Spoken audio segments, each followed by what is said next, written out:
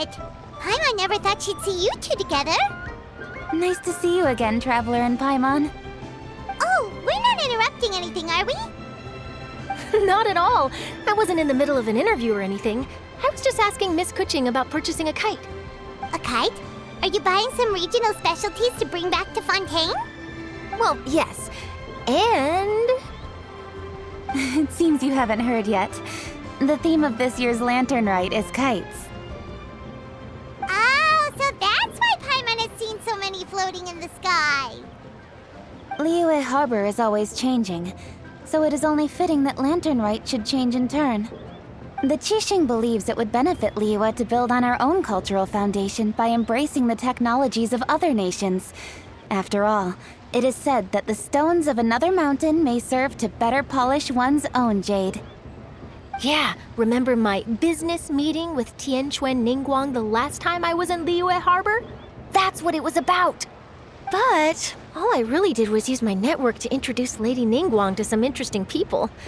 I'm not sure that quite counts as fostering cooperation.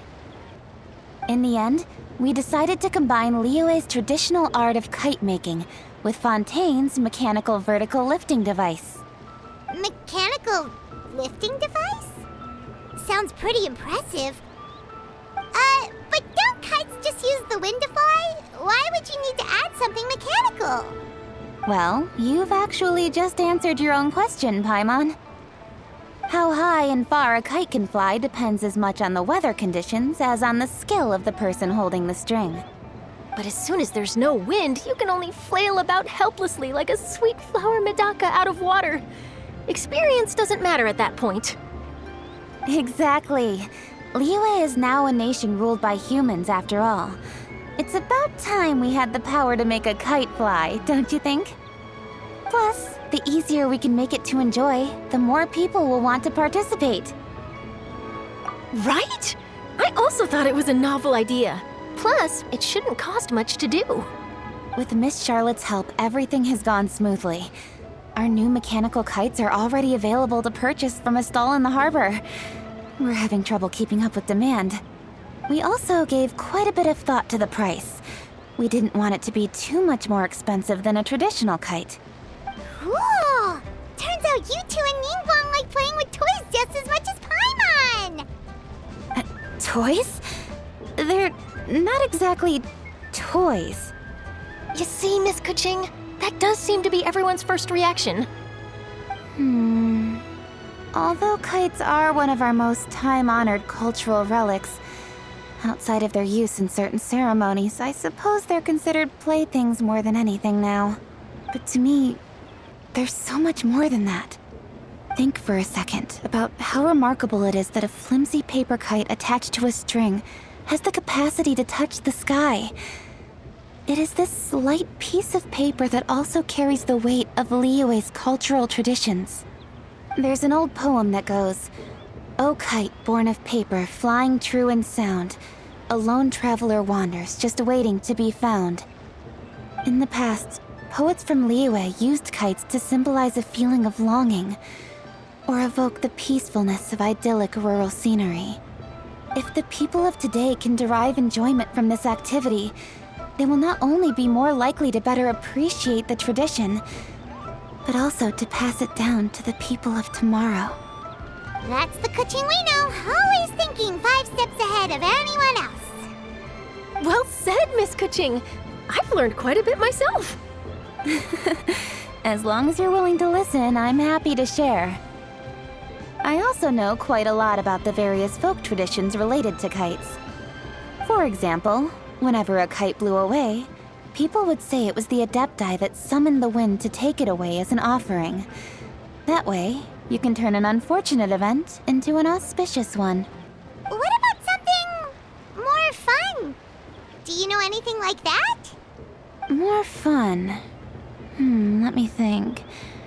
Oh, I suppose we should first talk about how kites are made. It's another one of our precious forms of traditional craftsmanship. My grandfather told me that, back when he was a boy, children learned the art of kite making step by step from their elders. First, you use the thin strips of bamboo to construct the frame. Then, You draw a design of your choice on a piece of paper, paste it onto the frame, and tie on the string. Then, you look towards the sky and release the kite to soar among the clouds. Some people write down certain names or desires on their kites, cut the string, and let them fly free. Others may place particular thoughts or meaning into the design itself. Are certain designs associated with certain meanings? I'm gonna jot all of this down. Well, for example, kites in the shape of a butterfly typically symbolize freedom, happiness, or the desire to break free. Fascinating. What else can you tell me? The scissored-tailed swallow is the most classic design. It symbolizes good fortune and joyful tidings.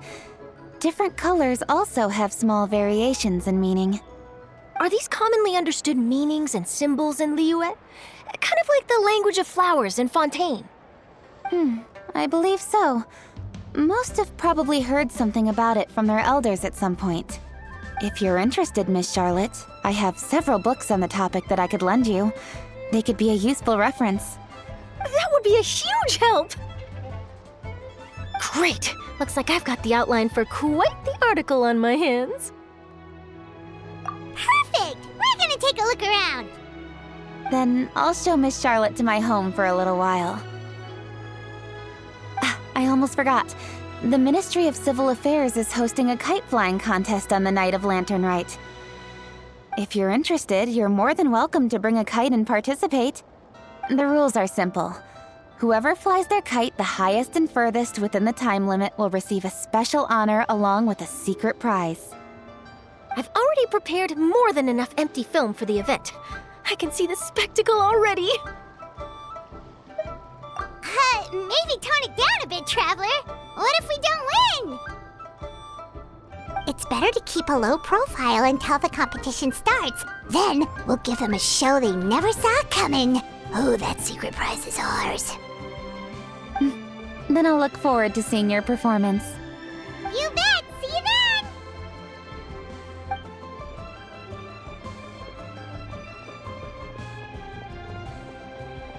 then! Wait, Traveler? Take a peek to your right. Do you see those two people lurking over there? Is it just Paimon? Or were they staring at us the whole time we were talking to Kuching and Charlotte just now? They seem fishy. Huh. Well, yes, but something's up. Paimon just has a bad feeling. Do you think they could be treasure hoarders? They always seem to be stirring up trouble during Lantern Rite. Oh, Paimon's sick of waiting around for something bad to happen. We should strike first, you know. Foil their plans before they even begin. You go right, Paimon will go left.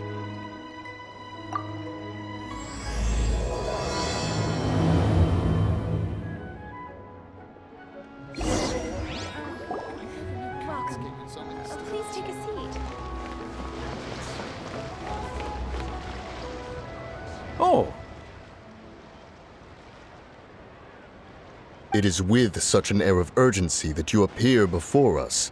Your comportment suggests you believe us to have committed some heinous crime. Perhaps you could enlighten us as to your intentions. Whoa, where did this fuddy-duddy come from? You should be the one doing the enlightening, buddy. Don't think we didn't notice you eavesdropping. One look and we could tell you were up to no good. Tell us everything, starting with your name. One bears no secrets before two such as yourselves. You stand in the presence of the mighty and illuminated Adeptus, Mooncarver. For the purpose of this foray into the mortal realm, however, you may address one as Hojong. You kidding? That deer's got his head stuck so far up in the clouds, there's no way he'd humble himself down here with the rest of us. you may want to hold your tongue, Paimon. Ha! Don't think that Paimon is gonna believe you just because you know her name. Let Paimon guess, you're supposed to be Mountain Shaper, right? Indeed. Mooncarver and myself have descended upon the mortal realm for a visit. The two of you may call me Jiahu. Huh. Looks like you did your research. But in our experience, the harder you try to lead us on, the more likely it is that we've got a big fish on our hands. We'll go straight to the Millilith and have you arrested for impersonating a Death Guy. Preposterous! Utterly preposterous! Right! Tell us something that only an Adeptus would know. And it better not be some common knowledge that any person on the street could tell you. During the last Lantern Rite, we gathered at Mount Hulao with Rex Lapis and made use of Cloud Retainer's supreme cuisine machine to prepare bamboo shoot soup. Perhaps you have some recollection? The flavor of that soup was more than enough to whet one's appetite. As such, Cloud Retainer assented to my use of the device beyond that singular occasion, providing other recipes to boot. Since then, one has dabbled in the pleasures of the culinary arts whenever time allows. Dabbled? Upon one's last sojourn to your mountain, did you not immediately attempt to hide the device behind a chunk of amber as soon as one's presence was known? Did one not speak up on your behalf but a moment ago? This is how you choose to repay that kindness? One is simply trying to emphasize the veracity of our claim. That does not mean you should reveal personal matters so readily. They might think one bears no difference from Cloud Retainer. Forget it. One does not have the breath to waste on such petty trifles. That might have been more detail than we needed. Seems like you two are the real deal, and Paimon's sorry for suspecting you. But, for beings as forgiving as yourselves, this is just water under the bridge, right? You indeed have an agile mind. Cloud Retainer was not mistaken in her high estimation of you. Paimon's still curious about something. It's just... Paimon can understand why Mountain Shaper is here, but why did you decide to come to the city, Mooncarver? It's not really your thing, is it? It is but an inevitable eventuality. Long have the mountains remained strangely idle since Cloud Retainer's move to Liyue Harbor. With Lantern Rite near at hand, one would expect Cloud Retainer to provide us with an account of the festivities in advance. Yet to this day, she has failed to appear. Cloud Retainer is hardly the forgetful sort. One must never rest idle in the face of that which demands action. And since our acquaintances dwell in Liyue Harbor, we had to travel here in human form to avail ourselves of their aid, Cloud Retainers in this case.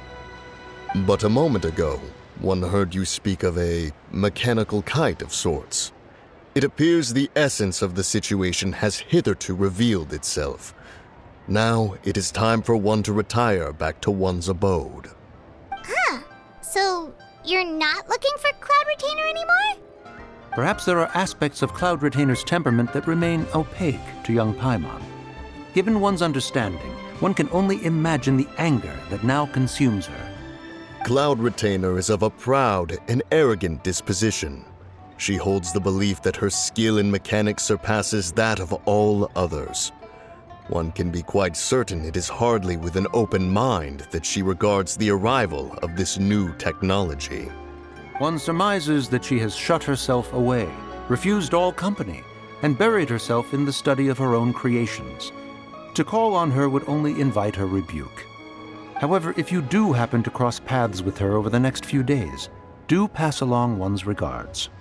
Sure, leave it to us. Have a safe trip back, enjoy the scenery, and happy Lantern Rite! Thank you for your kind words. We shall now depart.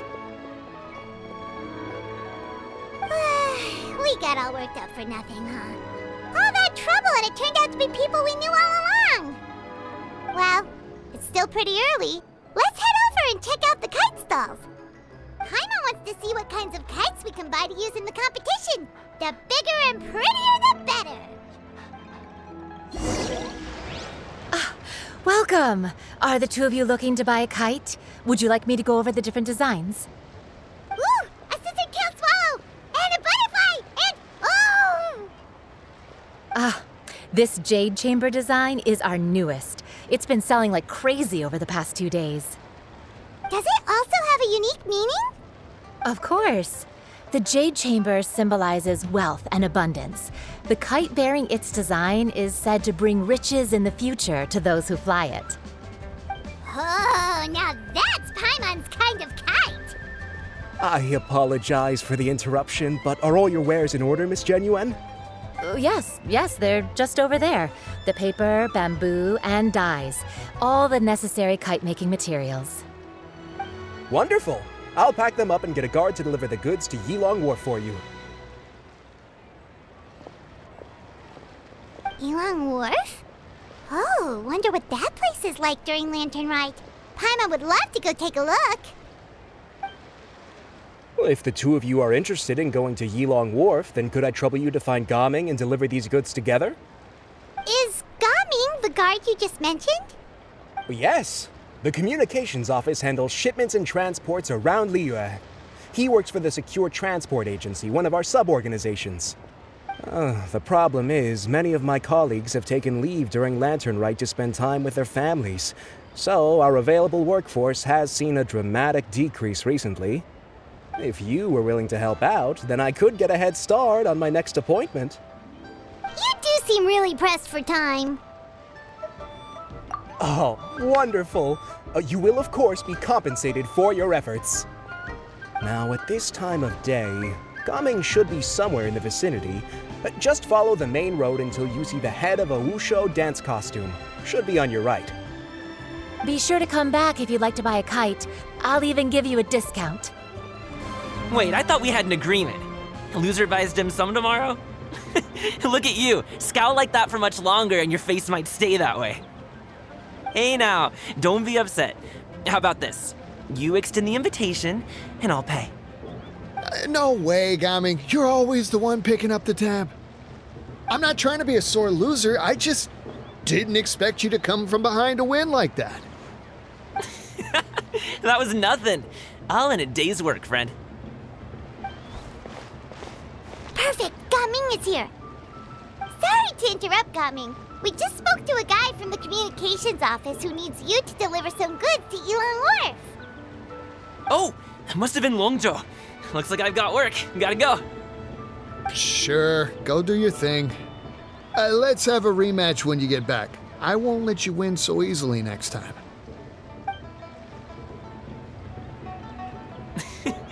Alrighty, you can hand the goods over to me. Must have been heavy hauling them all this way. Let me take them off your hands.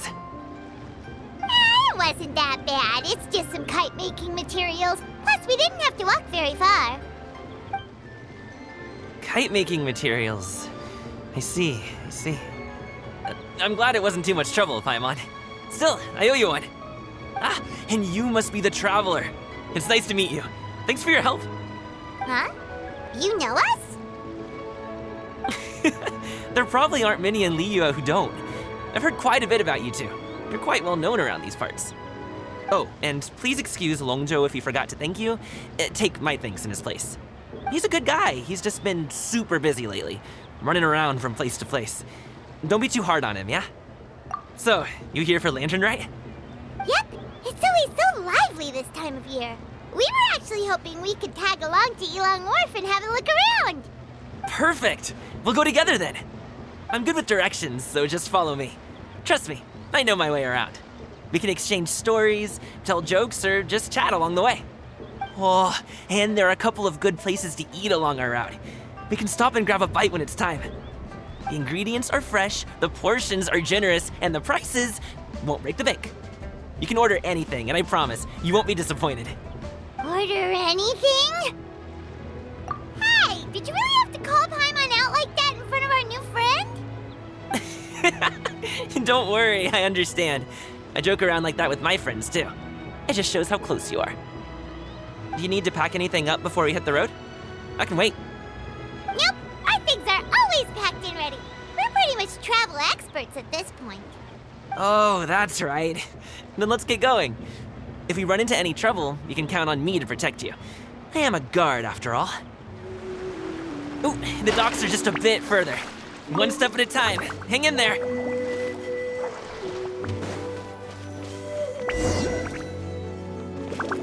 Wait, get behind me. I'll handle this.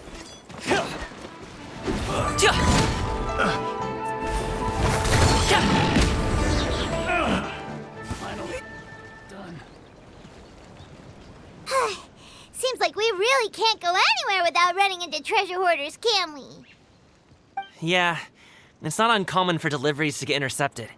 That's why this job needs guards like us. Paimon was impressed by your moves back there. You seem like a real pro at your job. Oh, that's not a skill I learned on the job. It's just a hobby. Have you ever heard of Wushou dancing? Really? Wushou dancing is famous in Chunyu Vale. Performers might be invited to promote the opening of a business or to spread good fortune during a holiday season. But I must admit, it has nothing on the popularity of the Liyue Opera. I'm also well aware that people in Liyue Harbor aren't exactly jumping at the chance to watch Wushou dancing, so it's not something I do full-time. Huh? You have 2 jobs? How do you have the energy to do all that? It's not that tiring. You just have to take a rest. Ah, Paimon gets it, so you must sleep a lot then. Not really. Just yesterday, I stayed up all night playing cards. Oh. Let's go. The docks are just up ahead.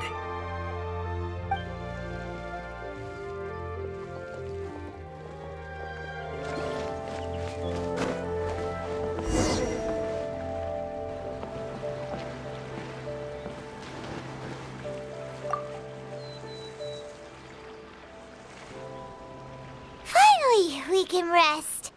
Ooh, Paimon's shoulders are so stiff.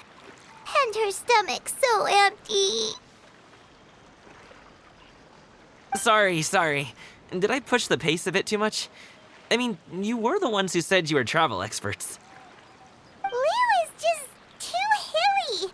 Floating up and down so much. Where's Paimon out?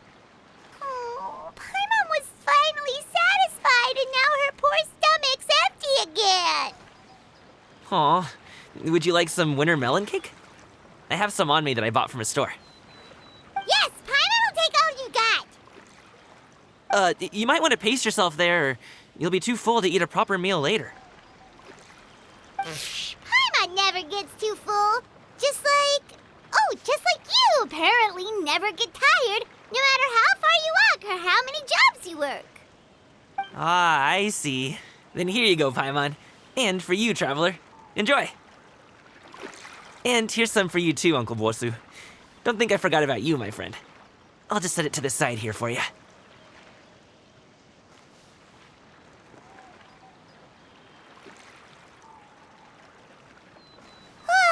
That hit the spot. Paimon thought she was going to starve to death for a minute there. That close of a call, huh? I've been eating winter melon cake ever since I was a kid. You can buy them from all sorts of places, whether it's a small vendor on the side of the road or a big restaurant in the city. But each place produces cakes with a slightly different flavor. If you like these ones, I can give you the address of the shop I bought them from. I'll just have to check when we get back.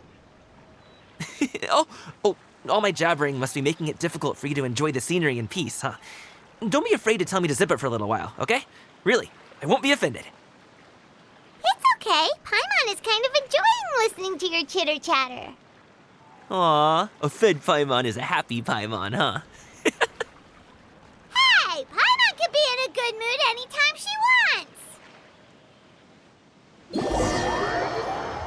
Need some fresh bamboo?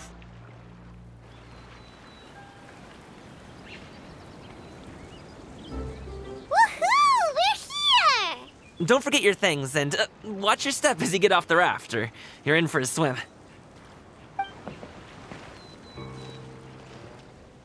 Thanks for the ride, Uncle Wushou. You take care of yourself now. I'll see you some other time. Okay, follow me. This way is fastest. We'll have to take the elevator up to the secure transport agency.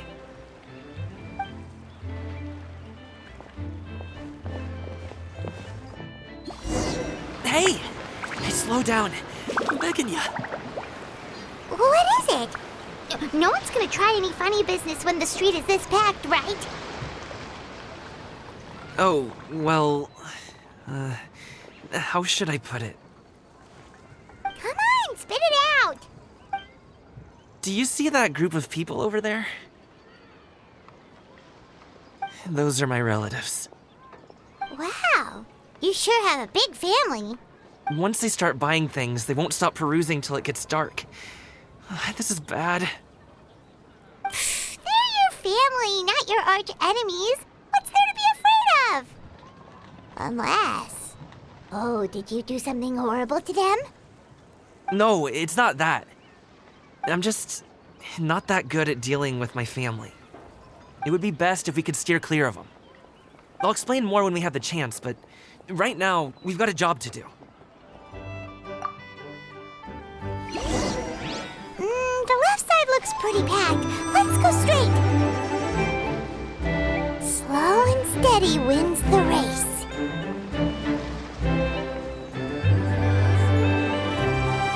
Let's wait here for a second. Maybe my aunt will leave.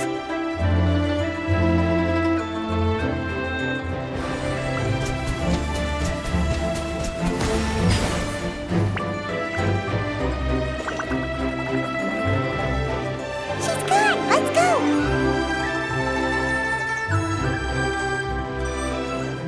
To the right, and...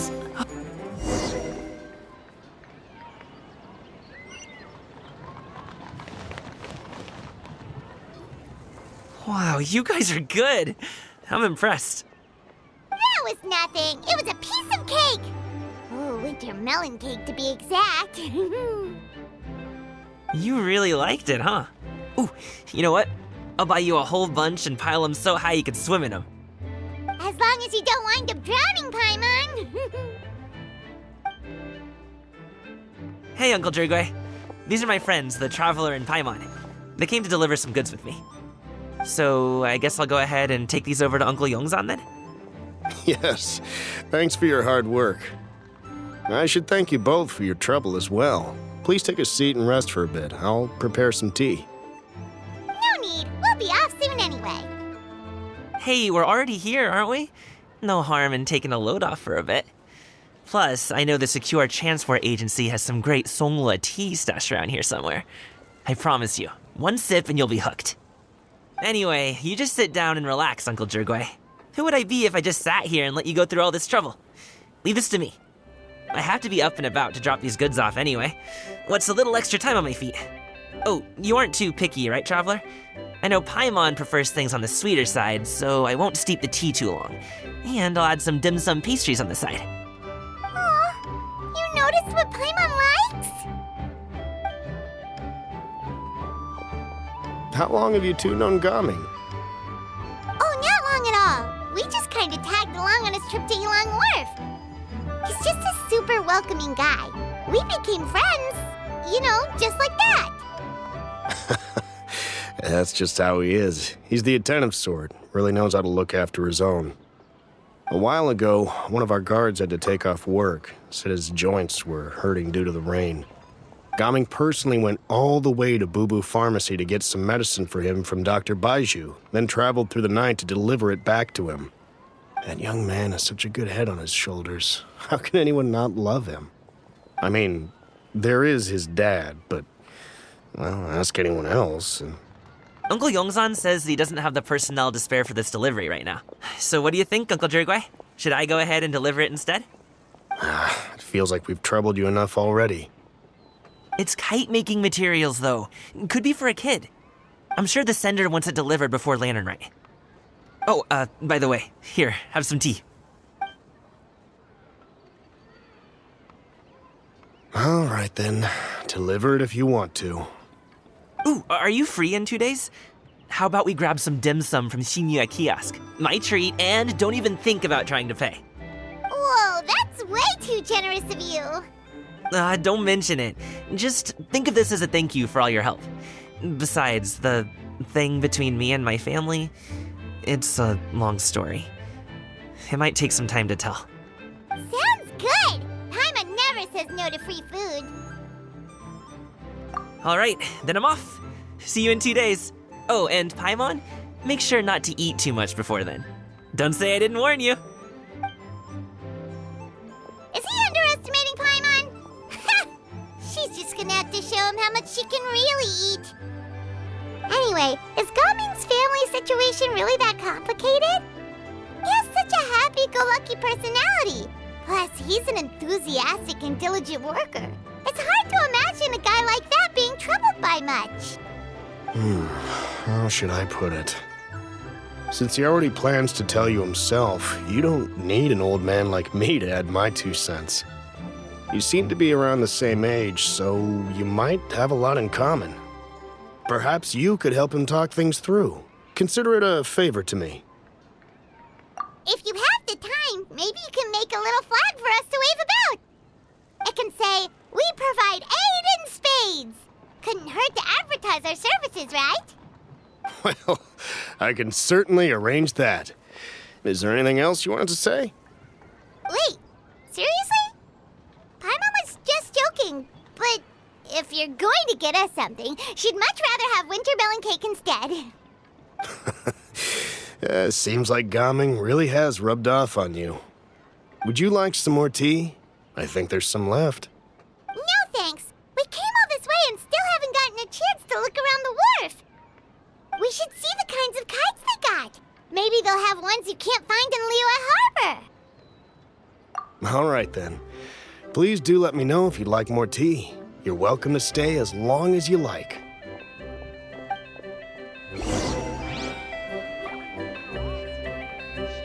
Gaming is a good kid. I just wish he could reconcile with his family. You're around the same age, so he might listen to you. Please talk things through with him.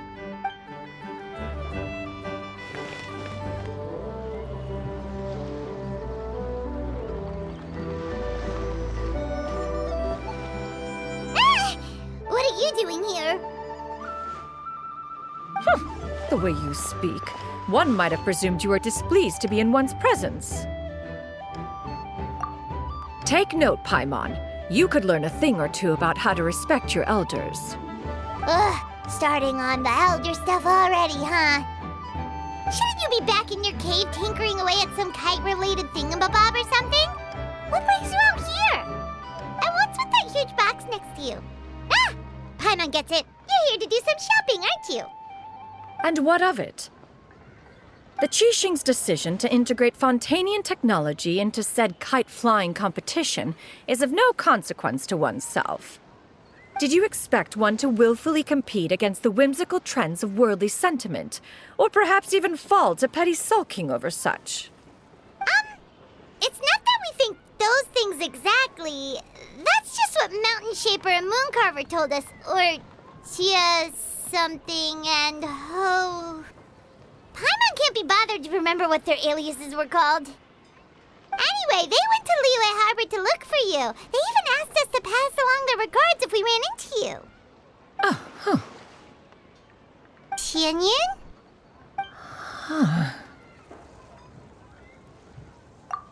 It appears time has quite flown since one's arrival in Liyue Harbor. How could one have forgotten about those 2 old fossils? One shall have to bring them back some divine herbs to atone for this slight. Nay, given that one has ventured all this way to Yilong Wharf, tea would be more advisable. A great thought has illuminated one's mind once again. One is reminded that certain purchases have yet to be made. Perhaps you two could wait here whilst one performs this task. It'll be but a moment. Huh? Wait here?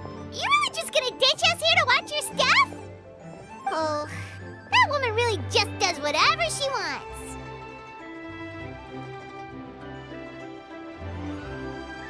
Hey, not you too, traveler! Oh, all this Paimon ditching is super not appreciated. Just come back soon, okay? Paimon doesn't want anyone to try and steal his stuff. Welcome. Please have a look around. We only sell teas of the finest quality, sourced directly from Chaoying Village. Might I recommend the Sunglo variety? It's one of our specialties. Now, that sounds promising.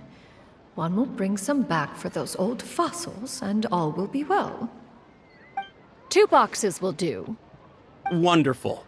By the way, we're actually running a special Lantern Rite promotion. Buy 3 boxes, get 10% off. 4 boxes will net you 20% off. 20% off 4 boxes. This merchant strikes a fair bargain. One might as well give some to Morax and Ping, too. Then 4 shall suffice. I see. Are you intending to give these as gifts? If so, perhaps I can interest you in these exquisite gift sets. Buy 10, get half off. Look at the magnificent design, and the red ribbon gives quite the festive flair, don't you think? Such a gift would be sure to impress any lucky friend or family member. 10 boxes. Seems rather excessive. But if one factors in the Conqueror of Demons and one's disciples... 10, a nice round number, don't you think? Of course you do. I'll even shave a little extra off the price for you. That is agreeable. One will, I will have these boxed up then. Of course, right away. I see you have quite the eye for fine items, mademoiselle. Perhaps some of my wares might also be of interest to you. I'm a toy merchant from Fontaine. You'll get nothing but the finest and most intricate clockwork toys Mora can buy here, each one sure to be a source of endless amusement.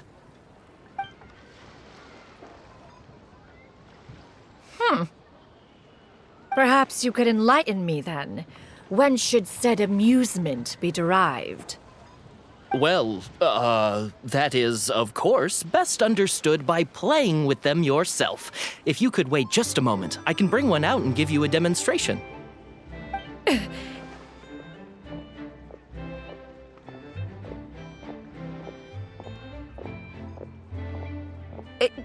There is no need for that. Mademoiselle. Give me your newest and finest model, and be sure to package it securely. Ah, of course. Here you go. The instruction manual is... I can do without, thank you. Many watchful eyes surround this place. If one were to be spotted purchasing a mechanical toy such as this, a child's plaything no less, it would only invite scandal. There is no harm in bringing it back to study in secret.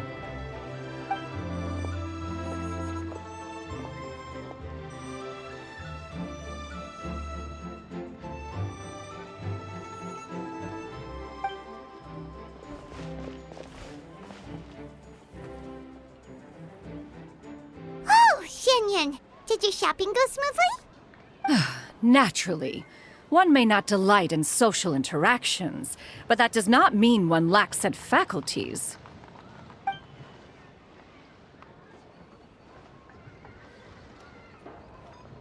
And you two?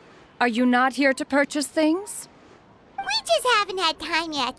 It doesn't look like there are any kite stalls around Elong Wharf, but it does look like there are lots of goods from Fontaine.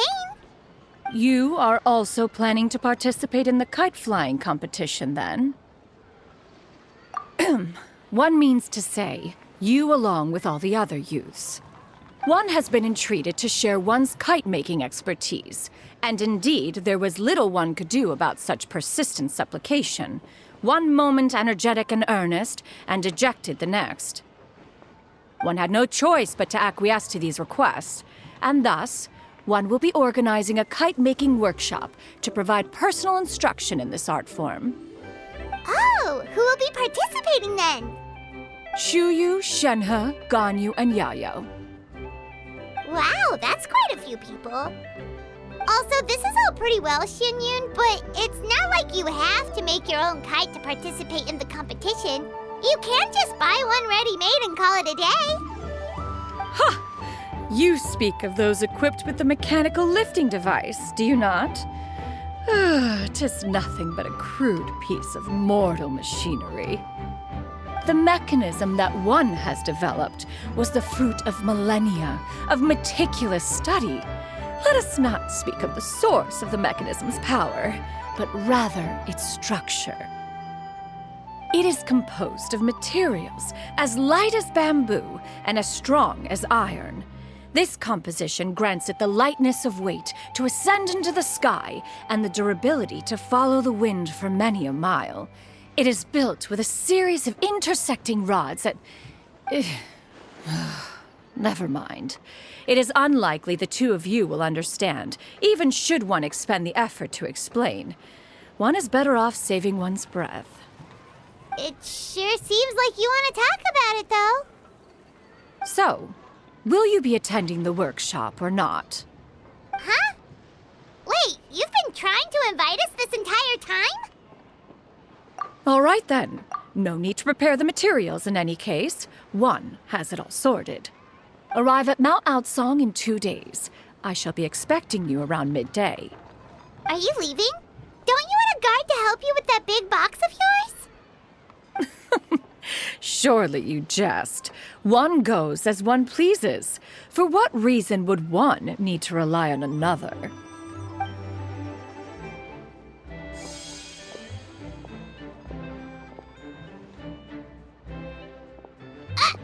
It can float? What kind of invention is that? One calls it the floating toting device. Huh. She seems pretty proud of that one. Look at her walk down the street. She seems so confident, but everyone around her is looking at her all funny. Paimon wonders... never mind. But anyway, that box of hers seems to be full of those mechanical lifty thingamabobs. Not that Paimon was peeking or anything. She just, got a bit unsteady for a second and accidentally brushed the embroidery on top. And wouldn't you know it, all the stuff inside almost came bursting out. Paimon even went out of her way to keep it all together.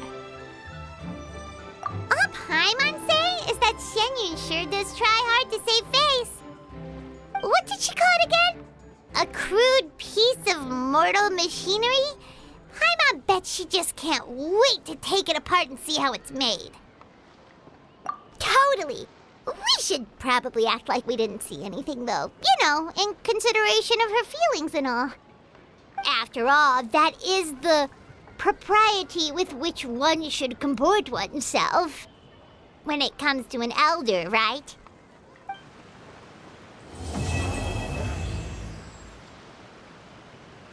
Paimon has never had dim sum at Shinue Kiosk before, but it should be quite the feast for sure. Ooh, and that's Paimon's stomach right on cue telling her it's time to go find Gaming. Let's go! Oh, you're here early. I just ordered. The food should be out in a second. Sit down, sit down. Let's all take a seat. Here, hand me your cups. Oh, thank you. Wait, you weren't supposed to drink that, Paimon. That was for you to rinse your utensils. That's a thing?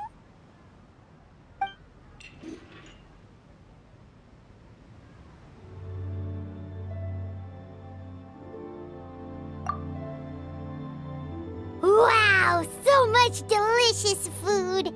Do you really eat all this just for breakfast? That's just how we do it where I'm from. Most of the time, though, I don't eat lunch after dim sum. Oh, that's good to hear. Paimon doesn't need to worry about holding back then. Eat, eat. If it's not enough, we can always order more. Oh, and there's tong soy coming as well.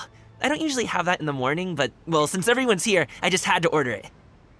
What about you, Traveler? Is the food to your liking? Want some more seafood congee? Let me refill your bowl. Paimon's gonna take you up on that. Fill it up nice and full and make sure she gets a few extra shrimp. Thanks!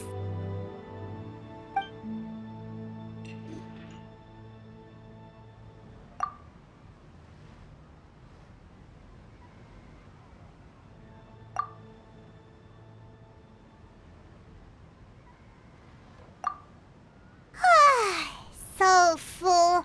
That meal was so satisfying, it even gave Paimon some extra brain juice. Oh, listen. Paimon's figured it out. think about this for a second, Gaming. You invited us to this awesome restaurant and ordered a whole table full of expensive dim sum just for the three of us.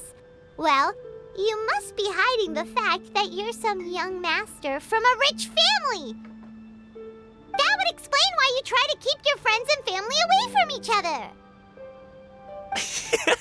Are you confusing me with Xingqiu? Huh? You know Xingqiu? You sure know a lot of people. Well, when you're on the road as much as I am, you hear all sorts of rumors. Sometimes they're true, sometimes they're not. What it comes down to is being able to tell the difference. More often than not, that means knocking on some doors to find out for yourself. Oh, you truly are a man of many talents, young Master Gaming. Okay, enough with the teasing. Sorry to burst your bubble, Paimon, but you're wrong about my family situation. What? Oh, Paimon thought she was onto something there. My dad is just an ordinary tea merchant. Small-scale stuff, you know? It wouldn't even make sense to mention his business in the same breath as the Feiyun Commerce Guild. My dad... he always wanted me to inherit the family business, to be a merchant like him. But that's just not who I am. It's not who I ever wanted to be.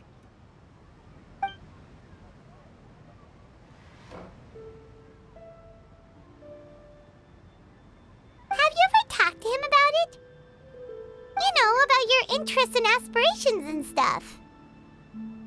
Of course I have. I told him I wanted to be a Wushou dancer. That I wanted all of Tevat to see what I could do. According to my dad, though, that wasn't a real job. Just a child's pipe dream. Oh, that's terrible. I'm sure he thought I would come around eventually, but Wushou dancing has always been the only thing I wanted to do. One day, he tried to get me to visit some other tea merchants to start building the right relationships, but I refused to go. We got into a huge fight. We were this close to throwing hands. In the end, I was so angry that I ran away from home. I haven't been back since. Don't get on my case just yet, okay? It's not like I think I'm completely without fault. No, I know that it wasn't the right way to go about things. But my dad's stubborn. No matter how hard I tried to convince him, it just went in one ear and out the other. There was no changing his mind. I knew talking would only get me so far, but if I made it big in Liyue Harbor, the results could speak for themselves. Gaming. But I'm sure you both already know how that's going. Wushou dancing's just not that big in Liyue Harbor. In the past, I would go door to door from store to store, asking if they would be interested in hiring a performer. Most times, I wound up eating nothing but humble pie. And you can't just rely on dreams to put food on the table, right? So I found a job as a guard to make some money. And now I have enough to get by and then some. Still, change takes time. Gotta take it slow, you know? Paimon understands. Okay, enough of all that serious talk. Our tea's getting cold. Ooh, let's do something fun this afternoon. What do you say, huh? I'll organize. Actually, we kinda already have plans this afternoon. We told Xianyun that we would go to her kite-making workshop. Oh? Are you interested in kite-making, Gaming? Oh, no. It's just that I happen to know Auntie Xianyun. Do you not know who she really is, Gaming? Oh, I know that she's an adeptus. I met her during a delivery once. But hasn't she been in the city lately? She's even tried, with some limited success, to change her terms of self-address or something like that. She came to see me a few days ago to ask about luminescent dyes. Oh, wait a second. She doesn't plan on putting those on a kite, does she? Is that not something you can do? It's one thing to use it on cloth, but applying it to paper is another matter entirely. Why couldn't she tell me what she wanted them for? Yeah, she does seem to have trouble with that sometimes. It would be such a shame if everyone worked so hard on their kites only for them to get ruined in the end. Okay, I'll go with you. If Auntie Xianyun wants to use those dyes on a kite, the formula will need to be changed. Great! The more the merrier!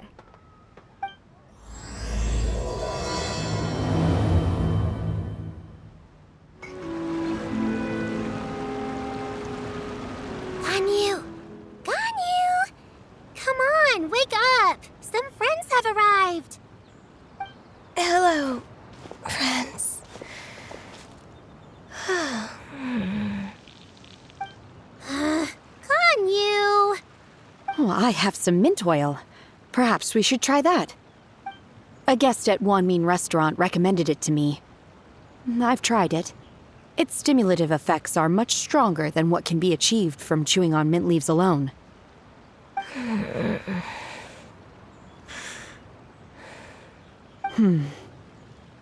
Apologies in advance. Wait! Shenhe? Not there!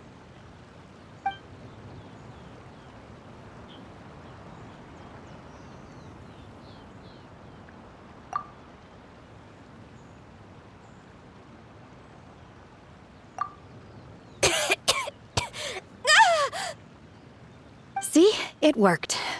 She's awake. Are you okay, Ganyu? Do you need some water? Or maybe something to eat? I'm fine. I just feel chilly all over. Huh. Was it that effective? Chilly, huh? Master always says a cool head leads to a calm heart. So, does this mean that heat's what we need to help you, Ganyu? Paimon doesn't think that's what the expression means exactly. I feel a bit better now. Was I asleep? Must have been around the time I usually take my midday nap. Did you not sleep last night? That does seem to happen to you often. Perhaps you should come work at Wanmin Restaurant with me. We get off at 10 on the dot every night without fail. I could never. I'm sorry. I seem to have missed your name. You are... Me? My name is Gaming. I work as a guard for the Secure Transport Agency.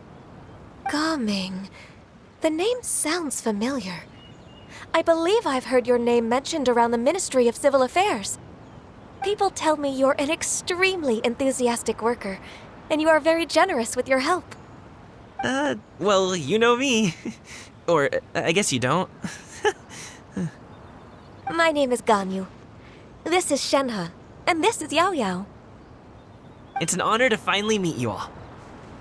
Oh, you must be here for Auntie Xianyun's kite-making workshop, right? Yes. I have neither made nor flown a kite before. As long as Master is willing to teach, I am willing to learn. Me too! I want to participate in the kite flying competition with my best friend! Plus, it's more meaningful if you make the kite yourself, right? Your best friend didn't come with you? Well, Chi-Chi's been super busy helping Dr. Baiju lately. I'll meet up with her later and give her a huge surprise. Oh, I also brought bandages and ointment with me today. It's easy to cut yourself when working with bamboo, so I thought I should come prepared. Wow, you're really thoughtful. As for myself, I'm afraid I lack some of my companion's enthusiasm. I was originally planning to buy a ready-made kite and just enjoy the festive city atmosphere with everyone. But Cloud Retainer is always going out of her way to look after her juniors, wanting us to have the best there is. She always puts us before herself. It was so thoughtful of her to arrange this workshop, so I simply couldn't let such consideration go to waste. My motivation for being here might be a little different, yes, but I'm ready to put in just as much effort as everyone else. Well, we're all here, but where the heck is Xianyun? Shouldn't she be here by now? Who is it that speaks of oneself in such an ill-tempered tone? Oh, come on! You clearly heard Paimon! Master stopped to buy grilled tigerfish to share with everyone. Come get it while it's still warm. Oh, Paimon's sorry, Miss Illuminated Bird! Paimon always knew you were the smartest, coolest, and prettiest Adeptus. Someone as wonderful as you is sure to have brought enough for Paimon as well, right?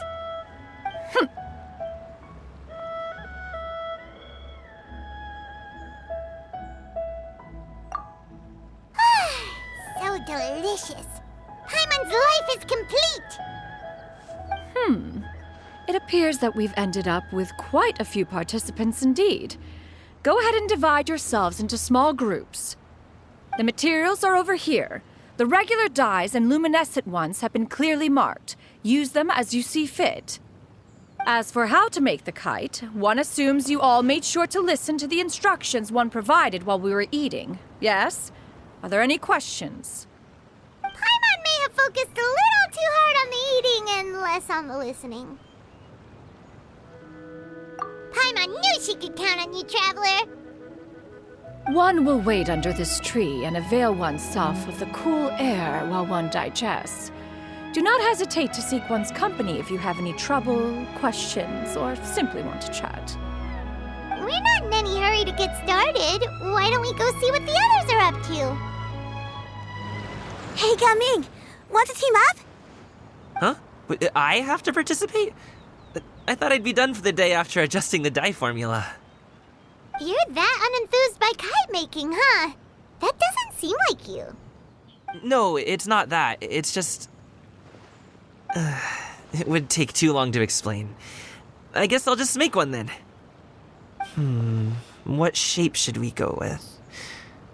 How about a butterfly?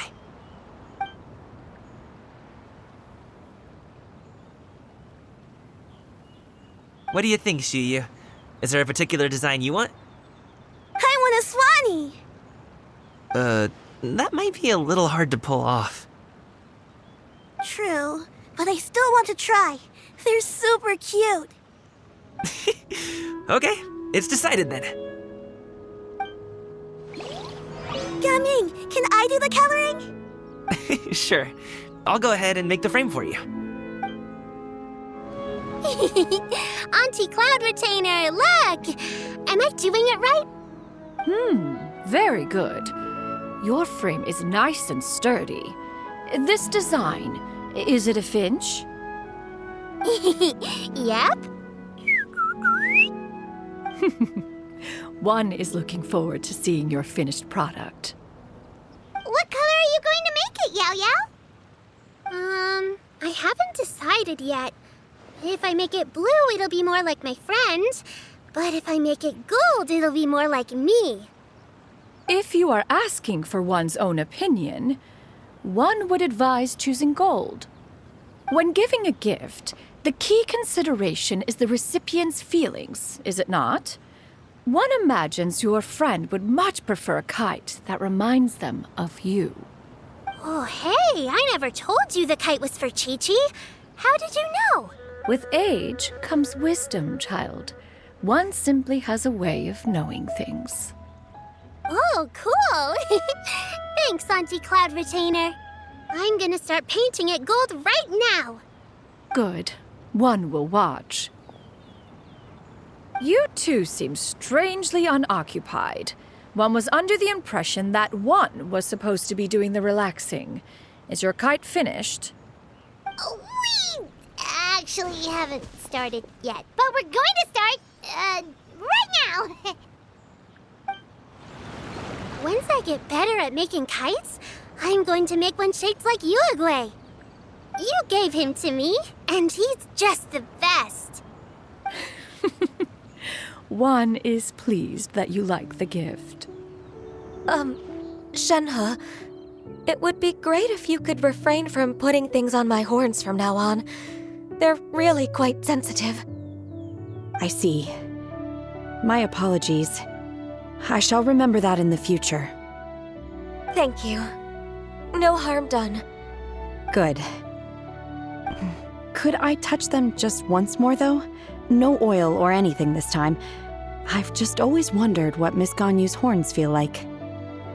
Huh? Please, I told you. Just call me Ganyu. Well, all right. Just be gentle.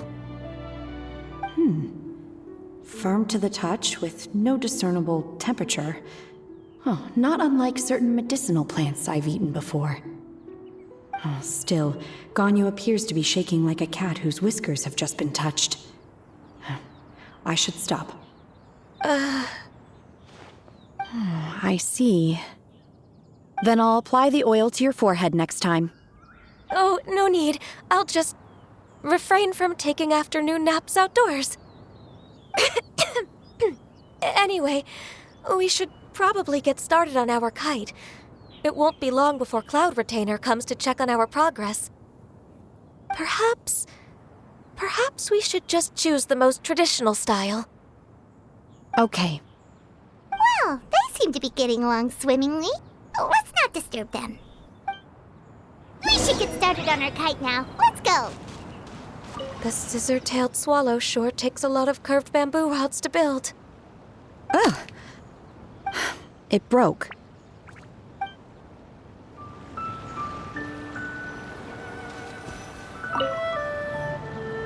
First, we have to decide on the shape. Hey, what are you laughing at? Oh, that's not a completely crazy idea.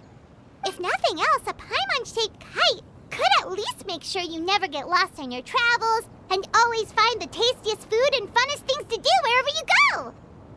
Maybe we're not exercising enough artistic license. Ooh, we should exaggerate this a bit. How about this? The word Paimon means the guardian angel of travelers.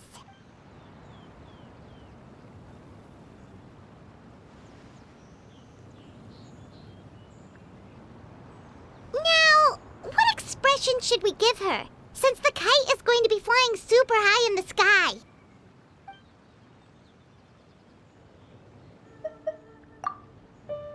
Oh, Paimon totally didn't do anything wrong. And even if she did, she doesn't deserve to get shot up into the sky for it. Something like this, then. Now that we've decided, let's make it happen.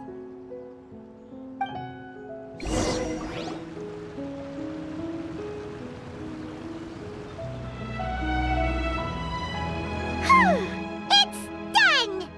Paimon has to say. Kai Paimon might even rival real Paimon in terms of cuteness. Now we just have to attach the string, right? All right, gather around, everyone. Oh, Shenyun's calling us!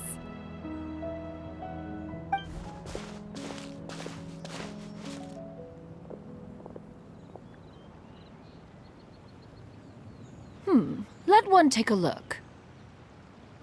Wow! Ganyu and Shenhe made a scissor-tailed swallow. It's so pretty. Yep. The coloring makes it look a lot like Master. If the tail wasn't split in two like that, it might even be a spitting image. If you look closely, there are a few spots where the colors go outside the lines. Did you doze off while painting it, Ganyu? I did the painting. I stared at the paper for quite some time, but I simply could not recall the coloring of any bird. Except Master. Or should I say that I'm too familiar with her crane form? Even when she stands before us in human form, all I can see is blue and white. Oh, well, now that you mention it, Paimon can see it too. Exactly. So I simply closed my eyes and painted from memory. No way. You can paint with your eyes closed? Wow, the disciples of Adepti really are something. You are most filial, Shenhe. One is flattered by the likeness. The Swanee that Gaming and Shuyu made looks very majestic. I'm sure it'll look even more impressive as it soars through the sky. The eyes and ears glow in the dark, so you're sure to see it at night. Your golden finch is cute too, Yao Yao. It's all thanks to Auntie Cloud Retainer's guidance. What about your kite, Traveler? Ta-da! Here it is! Very Paimon-like indeed. Why do you say that, Shenhe? That one time the Traveler suspected that a piece of meat was missing from their bowl, that was the exact expression on your face. Is that something that happened? Is that the Jade Chamber? Oh?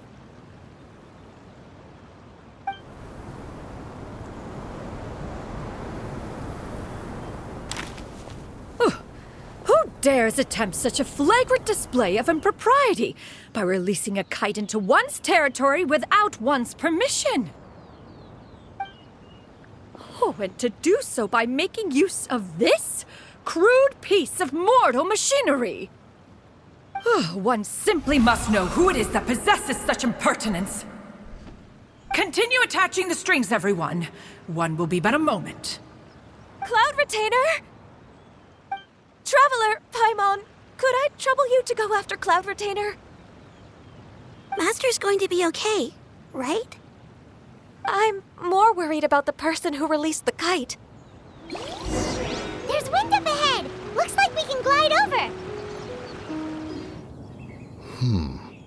This Fontanian device of mechanical motion is quite curious indeed. Now is hardly an opportune time for your musings. Someone among us was not sufficiently attentive, and now the kite has vanished. Calm yourself. Do you have any recollection of its last location? One believes it drifted in the direction of Mount Outsong. Perhaps it is mere happenstance, but one feels a certain sense of dread at the thought. Your concern is misplaced, surely. Cloud Retainer is either in the city looking after her disciples, or secluded in her abode attending to her research. She will not notice that kite.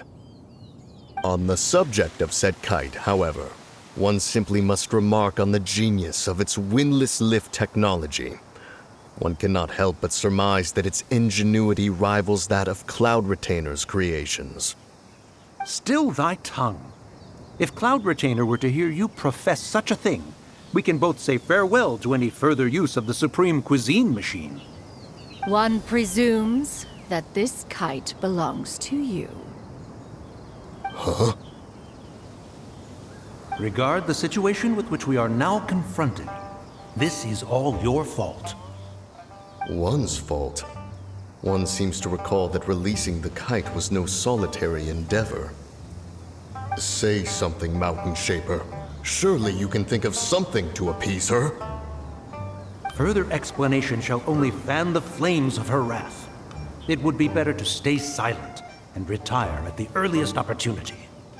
We can hardly avoid her forever. That may suffice during Lantern Rite. But what about the Moon Chase Festival? Sooner or later, she will discover our true identity. Hello? Go retrieve the kite. Absolutely not. You retrieve it. That is not our kite. Oh, so an adeptus such as oneself is mistaken then? Ah, you're an adeptus? Please forgive us for any impropriety. I truly possess no inkling of who could have released a kite into your esteemed domain. Pray, who could be responsible for such wanton behavior? Verily, verily, we were but delighting in the surrounding scenery. This locale is home to such exquisite... mint! Well, and if that's all, then we'll just be on our way. We finally caught up. You sure do fly fast in your illuminated bird form, Xinyan. Mooncarver? Mountain Sheeper? What are you doing here? You? Okay, now Paimon's getting a weird vibe. Did she say something wrong? It is of no consequence. Long has one seen through their disguises. One was simply curious as to how long they would keep up the act. Then you are not angry? How could one feel anger at the sight of two old friends enjoying themselves? One is also well aware of how enticing these city novelties can be. We were simply consumed by a fit of festive spirit. Seldom do we get the opportunity to partake in the delights of the times. However, we are far from being as adept as you in matters that require a deftness of hand. No worthy kite could be born of our own making. Thus, we could only take the convenient route, so to speak. Your prowess in mechanics is unparalleled, Cloud Retainer. You wield the wind and waves themselves. Your singular talent stands unmatched across the land. Of this, we are well aware. One has guests to attend to. We will have to convene again some other time. Traveler, Paimon, do try to keep up. We're leaving already? All this flying from place to place is wearing Paimon out. It seems that one's concern was misplaced after all. Then, should we continue flying the kite? A splendid suggestion, but it would be advisable to change locations. Perhaps your mountain would suffice? It is more than spacious enough. A fine idea. A fine idea indeed. They're back.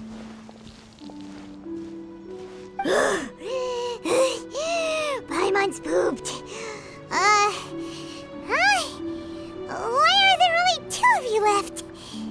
After you left, Yao Yao and Shu Yu tired themselves out playing with their kites. Gaming offered to escort them home. Before he left, he said something that I don't quite understand.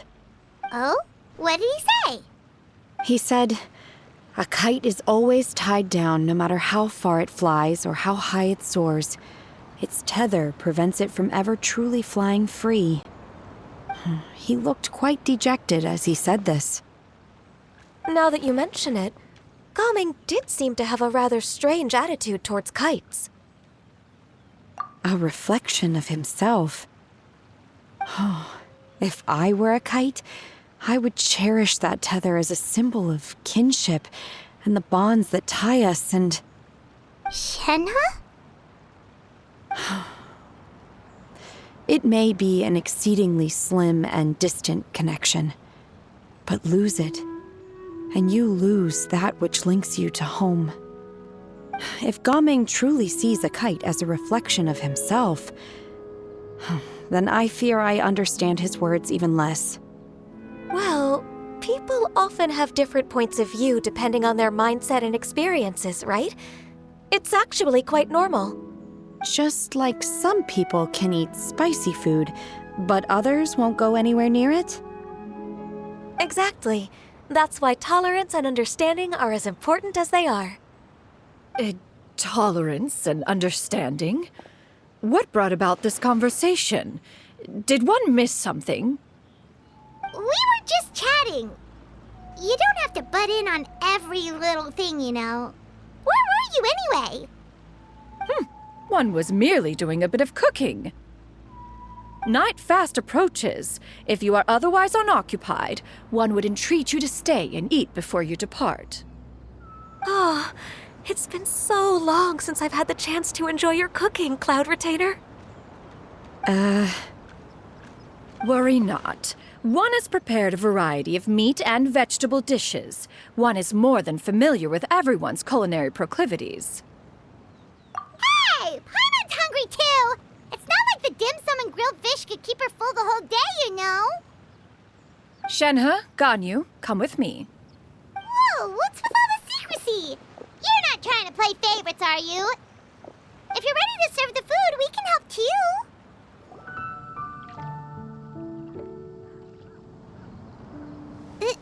This is...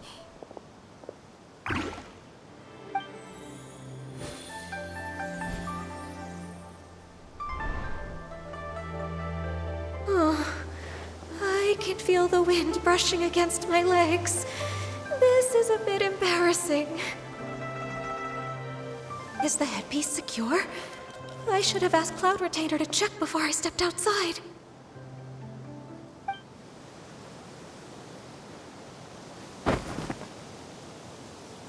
How do we look? Huh?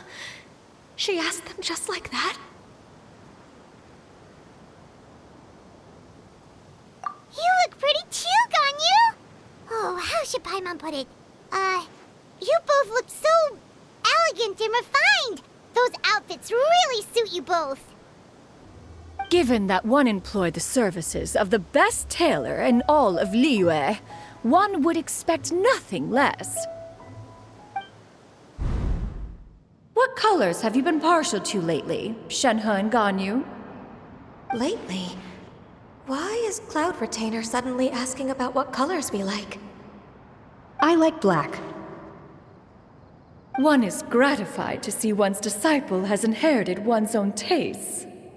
The color black doesn't get dirty easily. A virtue I've come to value recently. And you, Ganyu? I favor blue and black. And the material is sufficiently comfortable, yes? Yes, very. I simply cannot thank you enough, Cloud Retainer. For this gift.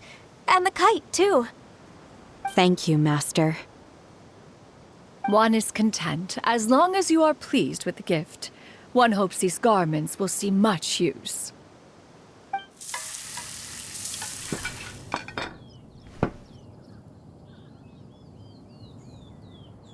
Seems like your supreme cuisine machine is just getting better and better, Xinyun! This golden crab's particularly good.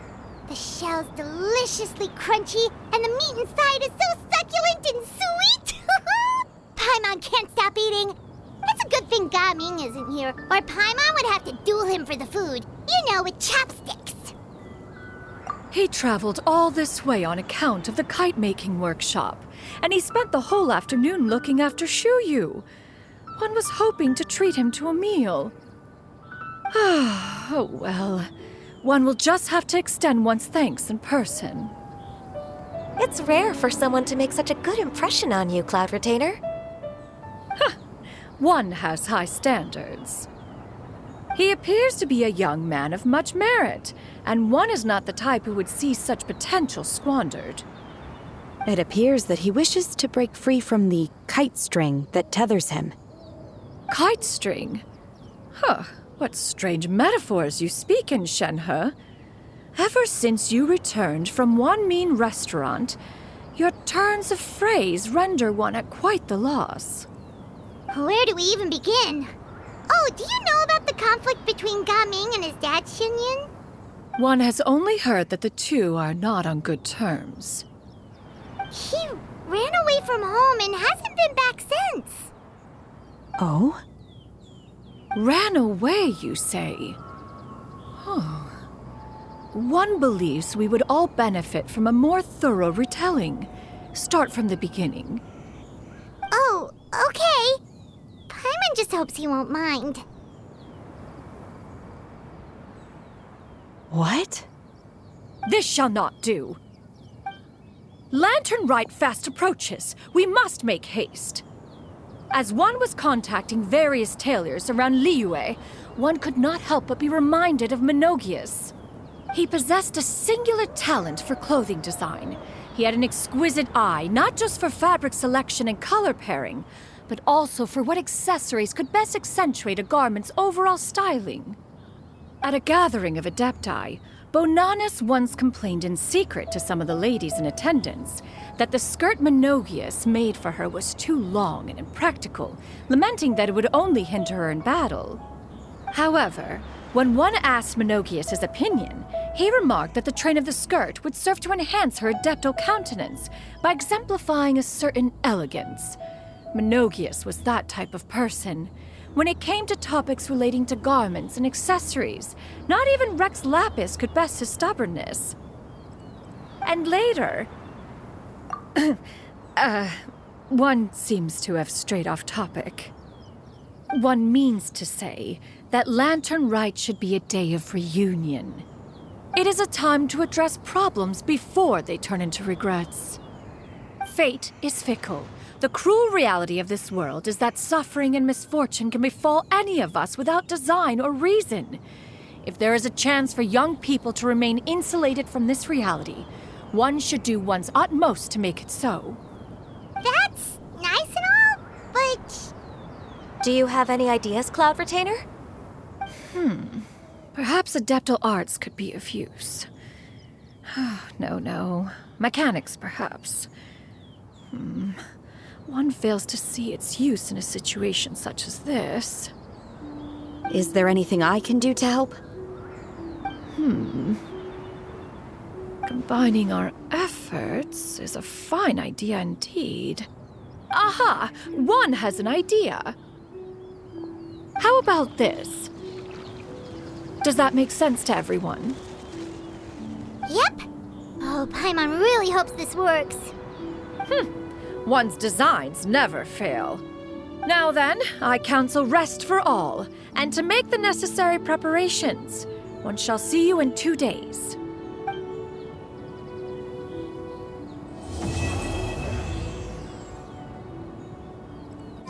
It's time to carry out the plan! Let's go find Gaming! Hope everything goes well.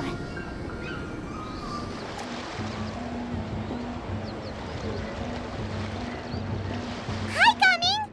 Paimon sees you've certainly gotten an early start this morning. Playing games already, are we? Who won this time? You the one buying dim sum again? Hey, when you put it like that, it makes it sound like I'm always the one losing. Ah, perfect, you're all here. There's an important commission I need your help with. All right, I've got the time. Where are the goods? It's not just goods this time. I need you to escort a tea merchant and their wares from Chaoying Village to Liyue Harbor. A very important client has requested to meet with him. Sure. What's this merchant's address? Well, here. If the client's that important, then this must be a very crucial, very pressing commission, right? Of course, the sooner you complete it, the better. I would advise you to depart as soon as possible.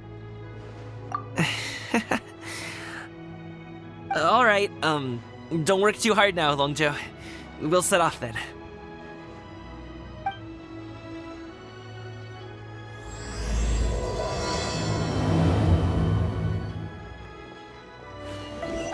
You're a bit quiet today, Gaming. Oh, do you want Paimon to tell a story? We're almost there. I'll take a rain check on that. Hello, you must be the tea merchant heading to Liyue Harbor. We're here to escort you.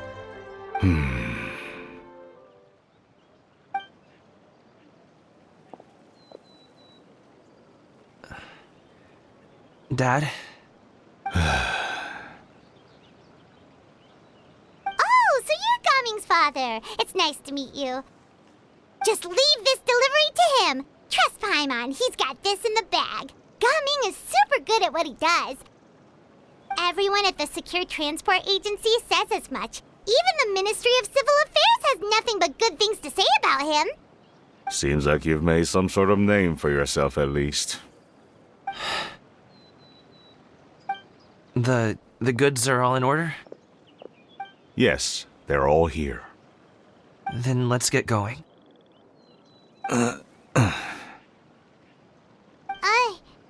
A very important client has asked for you by name.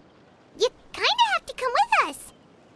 Paimon doesn't know how we would explain ourselves if you just didn't show up. Plus, you'd be missing out on a huge money-making opportunity. I see. I suppose I will have to trouble you all to escort me, then. Let's go.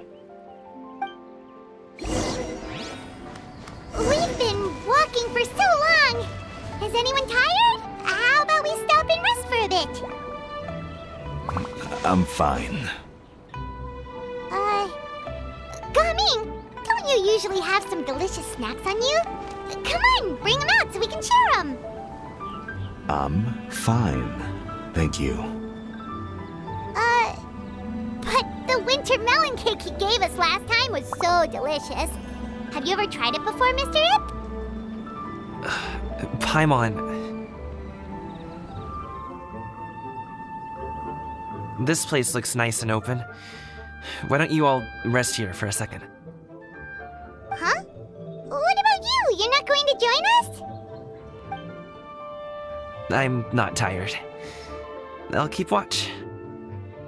Oh, but... Just let him go.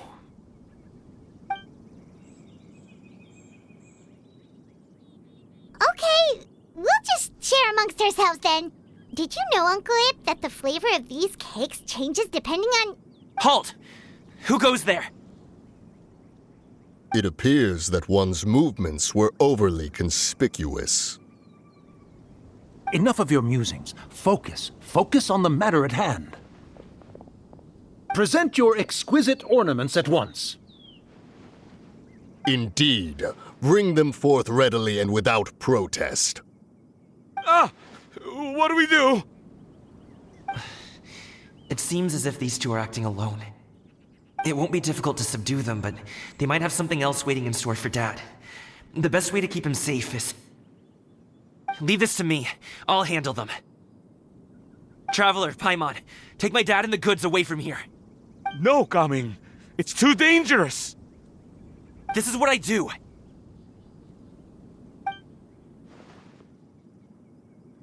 A thorny foe indeed.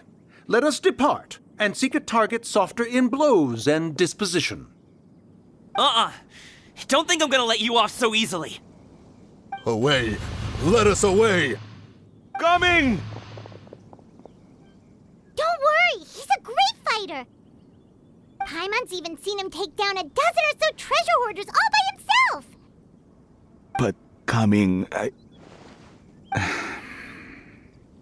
if he had just stayed by my side and learned the family trade, he wouldn't have to put himself in such dangerous situations. We just have to trust him. Let's go on ahead. We'd best get away from here, in case there are other bandits in the area waiting in ambush. All is going to plan.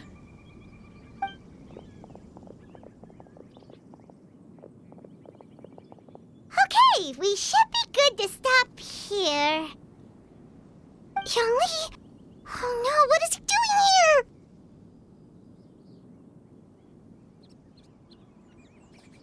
Good sir, please, listen to me. Reel in your line and leave this place as quickly as you can. There are bandits in the area.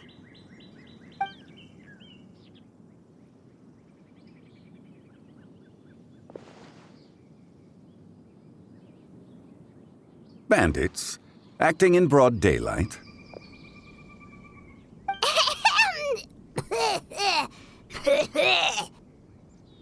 Oh.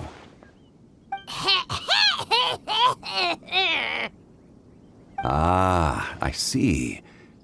It appears many people are catching a chill as of late.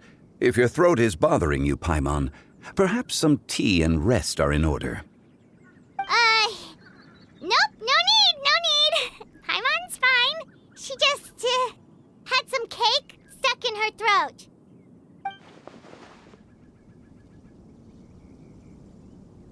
If there are indeed bandits in the area, then we should inform the Millelith at once. Oh? Well, if that's the case, such matters are best left to those with the necessary expertise, wouldn't you agree? I suppose you're right. If ordinary people like us got involved, we would only cause more trouble. Since we find ourselves otherwise unoccupied in this beautiful area, why don't we find a quiet place to relax while we wait for good news? That would be lovely. So, Uncle Ip does have a reason to be worried. After all, Gaming, the guard we mentioned, is his son. Gaming. The name sounds somewhat familiar. Ah, yes. That is the name of the Wushou dancer who has been performing around Liyue Harbor recently, is it not? Oh, have you seen him perform? Indeed. I cannot help but admire his skill. He truly encapsulates the spirit of the Suani. Wushou dancing has become more well known in Liyue Harbor recently. However, although performers are seeing budding success, they have no doubt had to face many hurdles along the way. One's not so easily understood by spectators such as ourselves.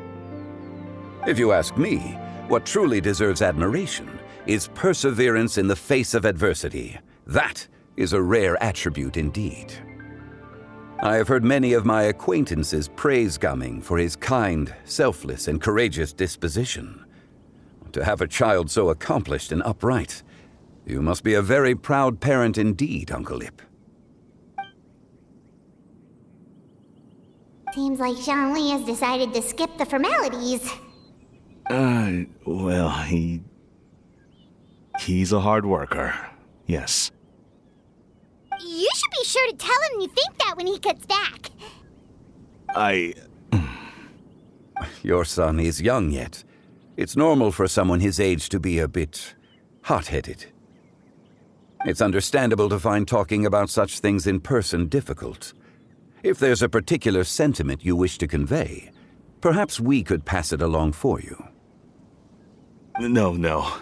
It wouldn't be right to ask that of you. This thing between us has festered for many years now. In truth, there are some things that simply aren't easy for us to talk through. I've been in the tea business for most of my life, and I always hoped my child would do the same. Otherwise, how would he support himself? Over the past few years, I heard how well he was doing for himself as a guard. How his work was taking him to farther and farther off places. I also heard that he never gave up on Wushou dancing. It made me happy. But I was also worried. When you're young, you can handle all that physically taxing work and manual labor. What young person isn't capable of making a living that way? My concern is what happens when you get old. Every time I get to thinking like that, I cannot help but be reinforced in the belief that I was right. That I was right not to give in. I often regret introducing him to Wushou dancing as a kid. If I had known how things would turn out, I would have never taken him to see those performances in the first place. It is only natural for a parent to strive to send their child down the right path. No one would begrudge you that sentiment, Uncle Ip. You need not worry. You seem quite young, Mr. Zhongli. Yet you speak with such wisdom. Perhaps I have misjudged your age. Your words are too kind. Truth be told, one of my old friends has several grown daughters. Rather than fretting about their future, however, she prefers to let them find their own way. Then she's more easygoing than I could ever be. I fear I lack such an open mind. I meant to say earlier, there is no need to be so polite. Feel free to call me by my name, Ipdak. Sure. So, do you also think I fret too much, Mr. Zhongli? That's not exactly what I was hoping to convey. Only a fool would ask a parent not to worry about their child. But think of it this way. Raising a child is not unlike flying a kite. Hold the string too tight, and it can no longer soar. As my friend once said, if your children are aiming for the stars, clipping their wings will only cause them to come crashing down. You need to let out the line for a kite to soar. It seems I was too stuck in my ways. You need not reproach your heart for caring. You simply need to loosen your hold a little. Indeed, with such a big heart, why not allocate the time you usually spend worrying about Gaming to the pursuit of other things, like going for a stroll, drinking tea, or taking in the scenery? You never know what surprises could be in store. Things can change in the blink of an eye. The blink of an eye, you say? Do things change so quickly? Children grow up in quite the same way, do they not? Day after day, year after year, sometimes in the blink of an eye, but always when you least expect it. As a father, I'm sure you know that best. Yes, you can say that again. 1 second, Gaming was a kid. The next thing I knew, he was ready to fly the nest. Zhongli certainly has a way with words.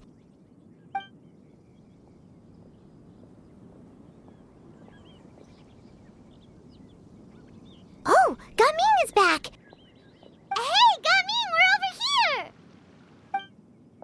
Dad, Traveler, Paimon. Good, you're all here. Oh, and Mr. Zhongli from the Wangsheng Funeral Parlor? You're here too? A fated meeting indeed. We were just enjoying some pleasant conversation.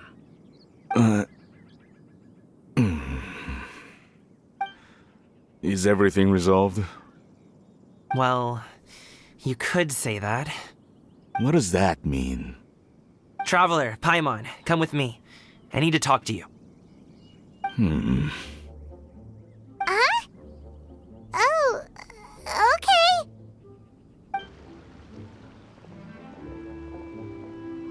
I'll come right out and say it. Those two bandits, you sent them, didn't you? So, that's how we're starting off? Can't look me in the eye, huh? Guess I'm right then. Okay, but how did you know? At first, their mannerisms seemed a bit stilted. But once I got close, it was obvious that they possessed great skills.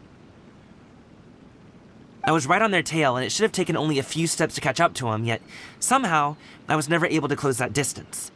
People with that level of skill would have gone about things differently from the start, like sneaking up on us while we were distracted. Unless, of course, their real motive was to lure me away from the group all along. Wow, you're pretty quick on the uptake. I just have a lot of experience. I've dealt with many a ruthless bandit in my time, but I've never seen ones like them.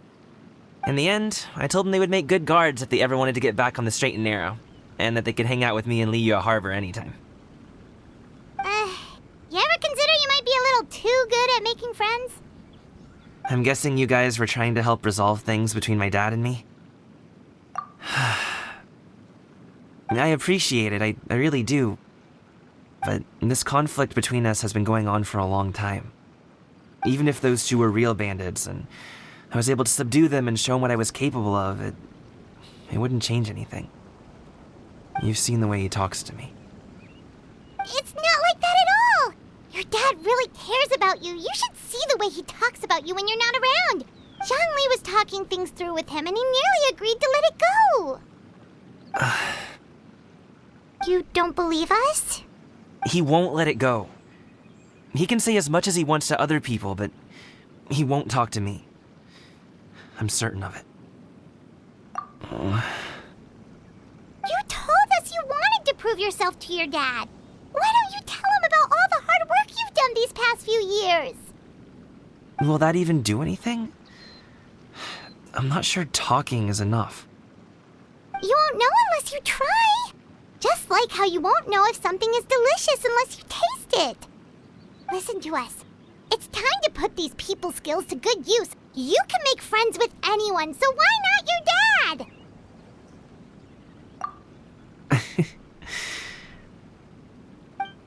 I'll do my best. You are very knowledgeable, Mr. Zhongli. I'm impressed. Despite my being in the tea industry for several decades, it seems I still have much to learn about the art of tea tasting. You flatter me. It was nothing but a few humble musings. How much tea have you drank since we've been gone? Ipdak and I have found many a common interest. Our friendship, much like a cup of tea, seems to grow stronger the longer it has to steep. Well said, Mr. Zhongli. Gaming, Mr. Zhongli is very knowledgeable. You should take the opportunity to learn from people like him when you're in the city. Huh? Oh, of course. Zhongli? I have very much enjoyed our conversation, Ipdak, but I, unfortunately, have some unfinished funeral parlor business to attend to. Oh, I hope I didn't keep you. My apologies for taking up so much of your time, Mr. Zhongli. No need to stay on my account. When you're less busy, let's find a time to meet. I'll treat you to dim sum. It would be an honor. We'll see you off, Zhongli. You two have a nice chat, alright?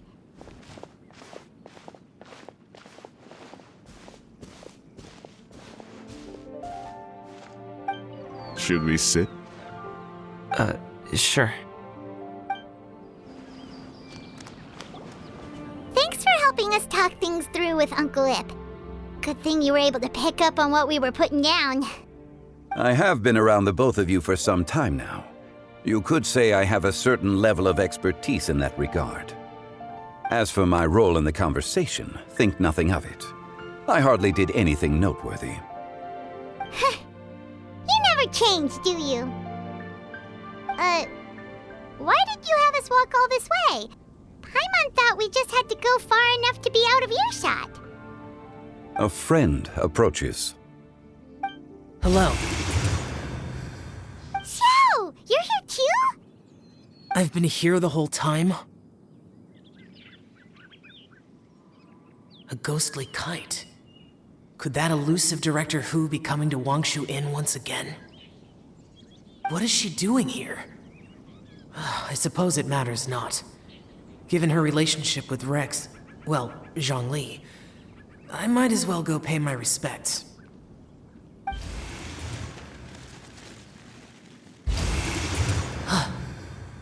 It's you! I thought you were Director Hu. Ah, your arrival is most fortuitous. Do you want to try out this new gadget? The addition of the power source makes the takeoff more stable. It's just that... He seems quite immersed in the study of this device. I fear it's almost too stable. It completely negates the pleasure of seeing one's kite sway with the wind. It's a bit of a shame. In truth, I'm here because Director Hu dispatched me to purchase some items in preparation for Lantern Rite. I see. Much like she does every year. Much like she'll do next year, I would imagine.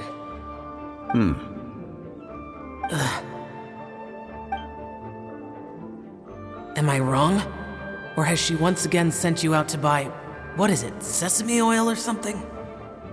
While we're on the subject, I do wonder why she is so obsessed with using sesame oil in the preparation of mixed vegetable dishes for Lantern Rite.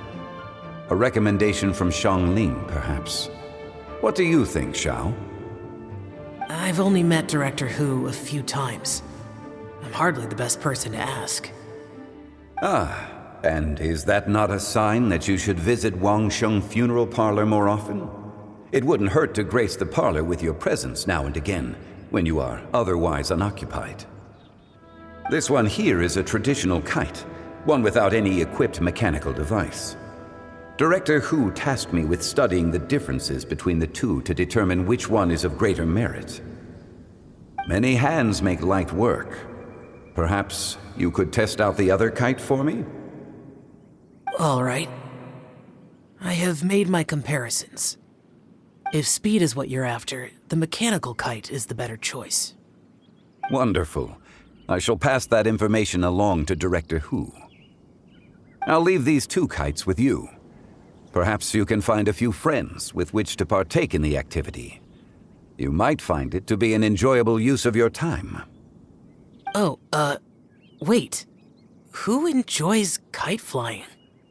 Well, I would imagine someone of your talent and wisdom is more than capable of finding out. So, you were testing out the kites for Hu Tao and even roped Xiao into doing it for you? Paimon didn't ask earlier because the situation was, awkward. I would hardly say I roped Xiao into anything. I simply sought the help of a friend. Besides, we did the testing together. Seems like our pool of competitors is growing. Do you like kite flying, Xiao? I suppose I neither like nor dislike it. Although, watching a kite gradually ascend into the sky does bring me a certain peace of mind. Perhaps they're a bit like Xiao lanterns in that way. Kite flying is also a pleasant form of relaxation. Have you ever thought about making a kite, Xiao? Cloud Retainer taught us how. We can teach you if you want. There's no need. Menogias was the only yaksha among us who had an interest in matters of ornamentation and design. When Lantern Rite is over, come find me near Pervasi's temple if you have the time. It's getting late. I should go inform Director Hu of our findings. How's she been, by the way? Be sure to say hi to her for us. The last time I spoke to her, she mentioned that she would be visiting Chaoying Village in a few days. If you have the time, perhaps you could also make the trip. If you happen to run into her, you can pass along your regards in person. We'll keep that in mind. Take care, Zhongli. See you later. See you next time.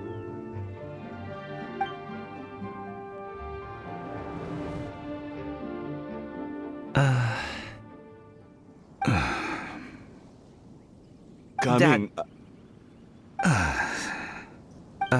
You can go first. I don't have anything to say. Then I'll go. I still don't want to leave Liyue Harbor. Oh. I can't say I support that decision, but... Hey, let me finish before you get all worked up. Sit, Shenhe, sit. You must be tired from your journey. Shall I pour you a cup of tea, or would you prefer something else to drink?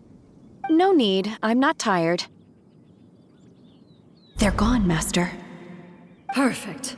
The time is nigh for us to make an appearance. Do you remember the plan one recounted to you? Yes, Master. We aim to give them a demonstration of familial love. So I'll have whatever you are having. All right. What are Auntie Xianyun and Shenhe doing here? Just how many people are involved in this scheme? I suppose all I can do is just take a seat and see what happens. Perfect. I just so happen to have bought some Sunglow tea recently. It's quite the delectable variety. Or it would be if one has not been forced to drink it every day in the hopes of whittling down one's considerable stash. One has more than had one's fill already. Oh, forget it. Such thoughts detract from the present need to keep up the conversation. Has work been busy during the holiday season? Do you need my help with anything? Drunk guests can sometimes cause trouble, but I deal with them as you taught me, by pinning their heads against the table. Are Auntie Xianyun and Shenhe serious right now?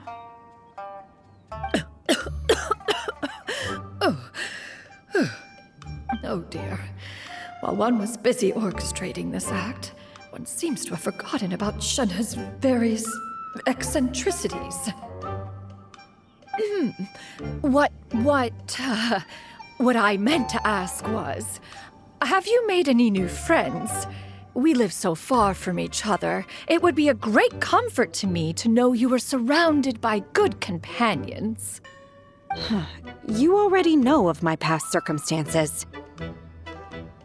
Recently, I've been conversing with Guoba in the kitchen at night. Guoba can't talk, but his companionship is a comfort. The poor child. Her one friend can't even talk. I guess maybe Gaming is not doing so bad after all. Perhaps I've been too hard on him. Let's move on, shall we? Do you have any plans for today, Shenhe? How about we do something fun? That sounds about right. Take her to do something fun, and perhaps she'll loosen up a bit. Like we used to do when we would carry stones up and down the mountain from dawn until dusk, picking herbs to eat for dinner along the way? If that is what you ask of me, then that is what I shall do. Dad, here, have some tea. Or no, wait, let's not have any just yet. Yeah. I simply can't listen to that any longer. Gaming, I'd like to finish what I was trying to say before. I don't support your decision to stay in Liyue Harbor, because living there is too hard on you. If you come home, there will be people to help you. I'm not saying we have to live under the same roof. I know our personalities are too similar to avoid butting heads. But you'll have your entire family around you. Your aunts, uncles, they'll all do whatever they can to help. You could get a less taxing job, and we could grab dim sum together from time to time. Huh. I didn't know dim sum was such an important affair, Master. Shh. Just think about it, okay? You don't have to decide now. Dad really has changed a lot. He would never have said these things to me before. But Thank you, Dad.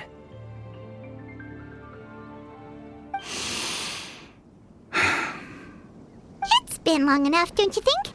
Oh, Paimon sure hopes they've made up by now. Oh, they're drinking tea in silence. That's not a good sign. Did Xianyun's plan not work after all? Hey, you two! Paimon's sorry we were gone for so long.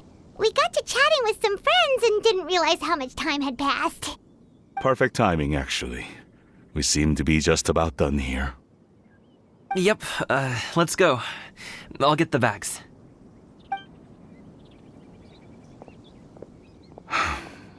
Gaming has grown a lot taller, hasn't he? Master, did I say something wrong earlier? I tried to go along with your questions, but when I saw how you and that man reacted, I started to wonder. Not at all. Certain unforeseen variables may have presented themselves along the way, but the outcome proved favorable. The plan was a success. Then I helped? Naturally. Your purity of spirit is one of your greatest strengths, Shenhe. You need not change who you are.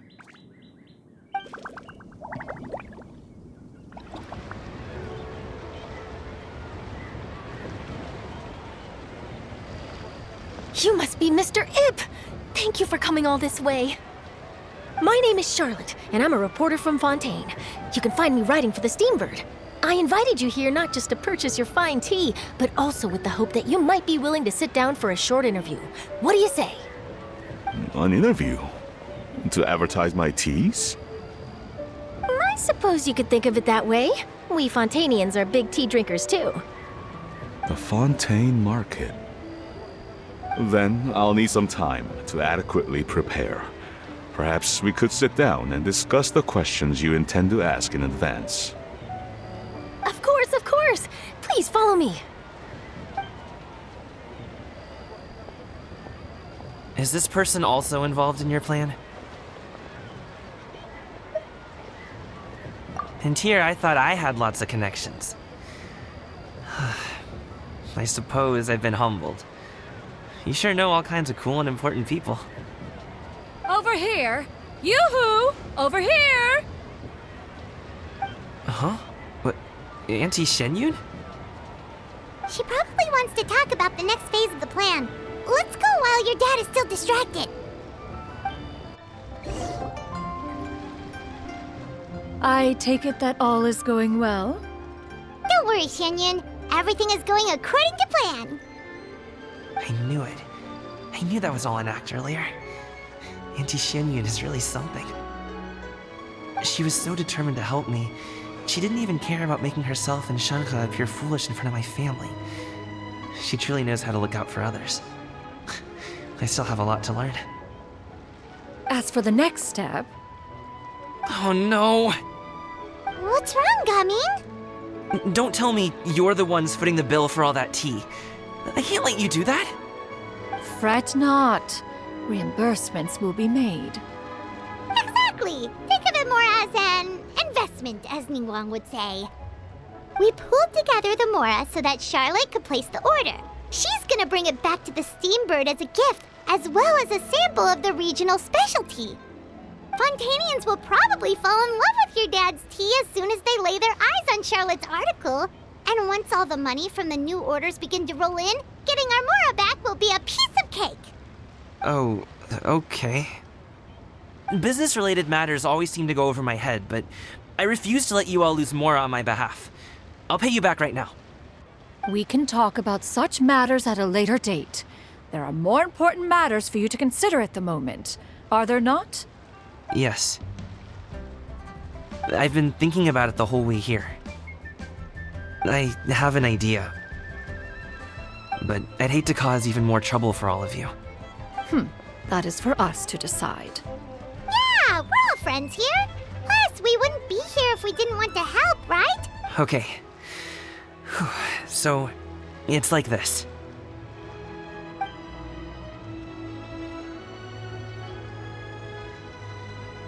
Got it! Just leave it to us. Let's split up and make it happen. We need to do those things we talked about, but we also still have the kite flying competition. Since Xiao already tested out those kites for us, why don't we also go buy one of those mechanical thingamabobs or whatever they're called? We can attach it to our kite. Hello again. Welcome back. I see you returned from your trip. I really do have to thank you for all your help from before. Thanks to you, my daughter was able to build a kite with her grandmother that very same day. She even wrote a long letter telling me how much she loved it. Oh, you should really be thanking Gaming, not us. I'll be sure to. And are you here to buy a kite? Please, take your pick. Oh, we already have a kite. We wanted to buy one of those, device thingies from Fontaine. Do you sell them separately? Yes. Here you go. Please, take it, free of charge. The directions are in the box. It's not hard to install at all. It doesn't feel right for us to just take it. Well, nor would it feel right for me to take your Mora. Good luck in the kite flying competition. I'll be rooting for you. All right then, thank you.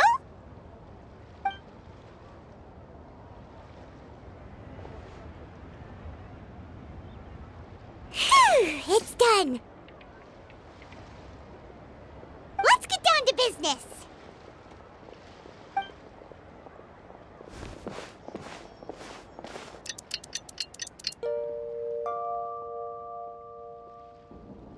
Looks like we finished everything we needed to do. Let's find a good place and put this thing into the sky. All from my time.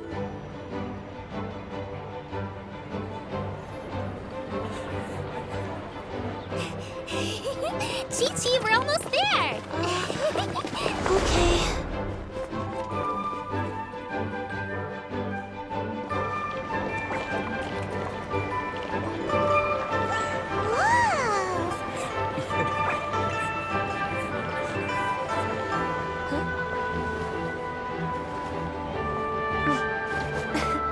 Come here, allow me.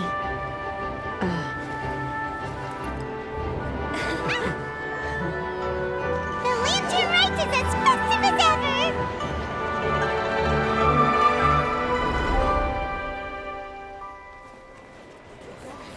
Huh? What's going on? Did something happen? What should we do? Oh, should we get the Millilith?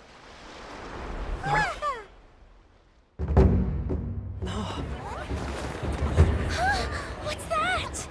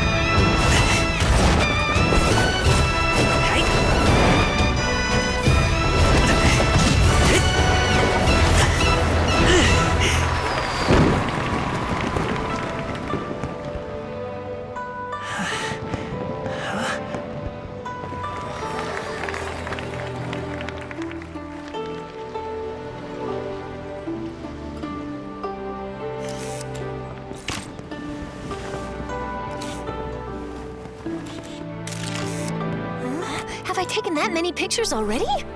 I need to load more film.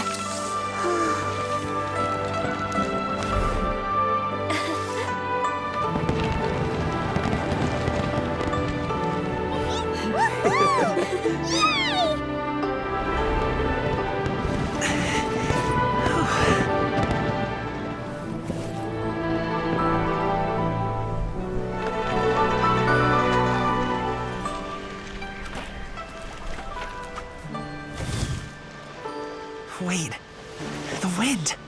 Oh my gosh! Mommy, I want a big kite like that too! Do you see that kite way out in front? It's so beautiful!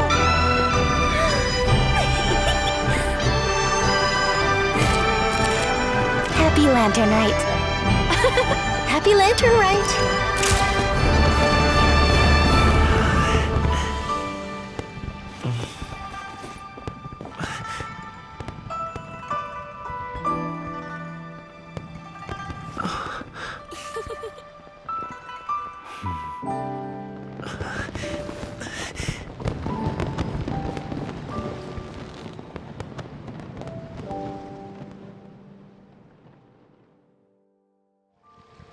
Gaming's performance was so cool, Paimon almost wanted to join in! You saw that, right, Traveler? Let's go find him! Oh, he's over there, talking to his dad.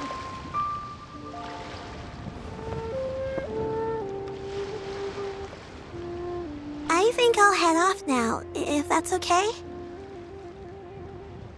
Thank you, little girl. Do you want us to walk you back? No need, no need. Master is waiting for me right over there.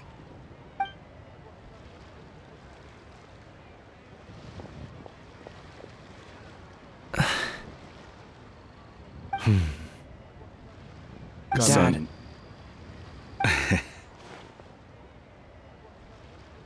I suppose I'll go first this time. Okay. Your performance. I've seen many Wushou dances in my time, but I've gotta admit, what you pulled off there was breathtaking. Wow. I never thought I'd live to hear you say that. You're serious about doing this professionally? Absolutely. I know it'll be difficult, but... Then it doesn't matter. What I mean to say is, of course it'll be difficult. But if that's your decision, if that's your dream, then it doesn't matter how difficult it is. As long as you put in the work, then any obstacle can be overcome in time. Really, when I was young, I also... Actually, how about we save that story of my past for another time? All I really want to say is, I've changed my mind. And much like this kite, you also deserve to soar to new heights. Dad. Son.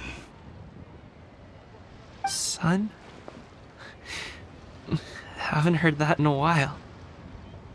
I bet you're wondering what's gotten into me saying all this. Well, a little bit, yeah.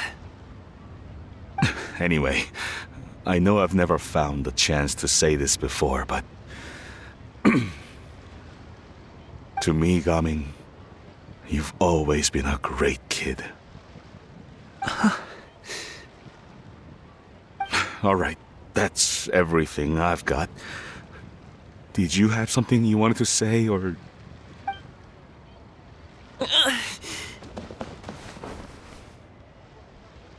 Seeing the two of them talk things through like this really gives Paimon a sense of accomplishment. Now go. Over there. Your friends are still waiting for you. Huh? But you came all this way. I'll be staying in Liyue Harbor for a bit longer. When you have time, we can grab dim sum together. Your treat, right? Dad, honestly. Go. Okay, then I'm off.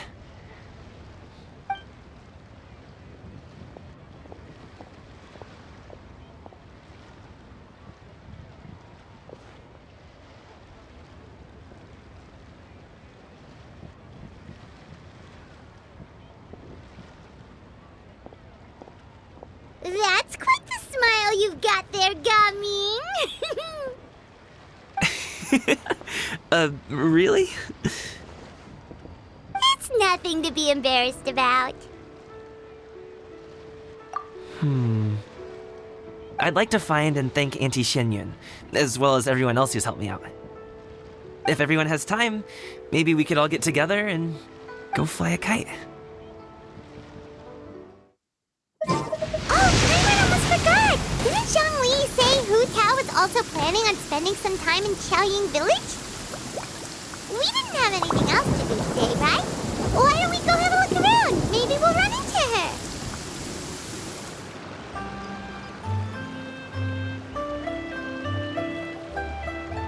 The mountain air is so refreshing. It makes Paimon feel like she could float around all day and never get tired. Cream! Gummies! Fuel fruit! Huh? Did you hear that? Sunshine! Blue skies! Good vibes! Right? So Paimon wasn't just hearing things. That voice sounds really familiar. Well, we've got the time. Why don't we go check it out?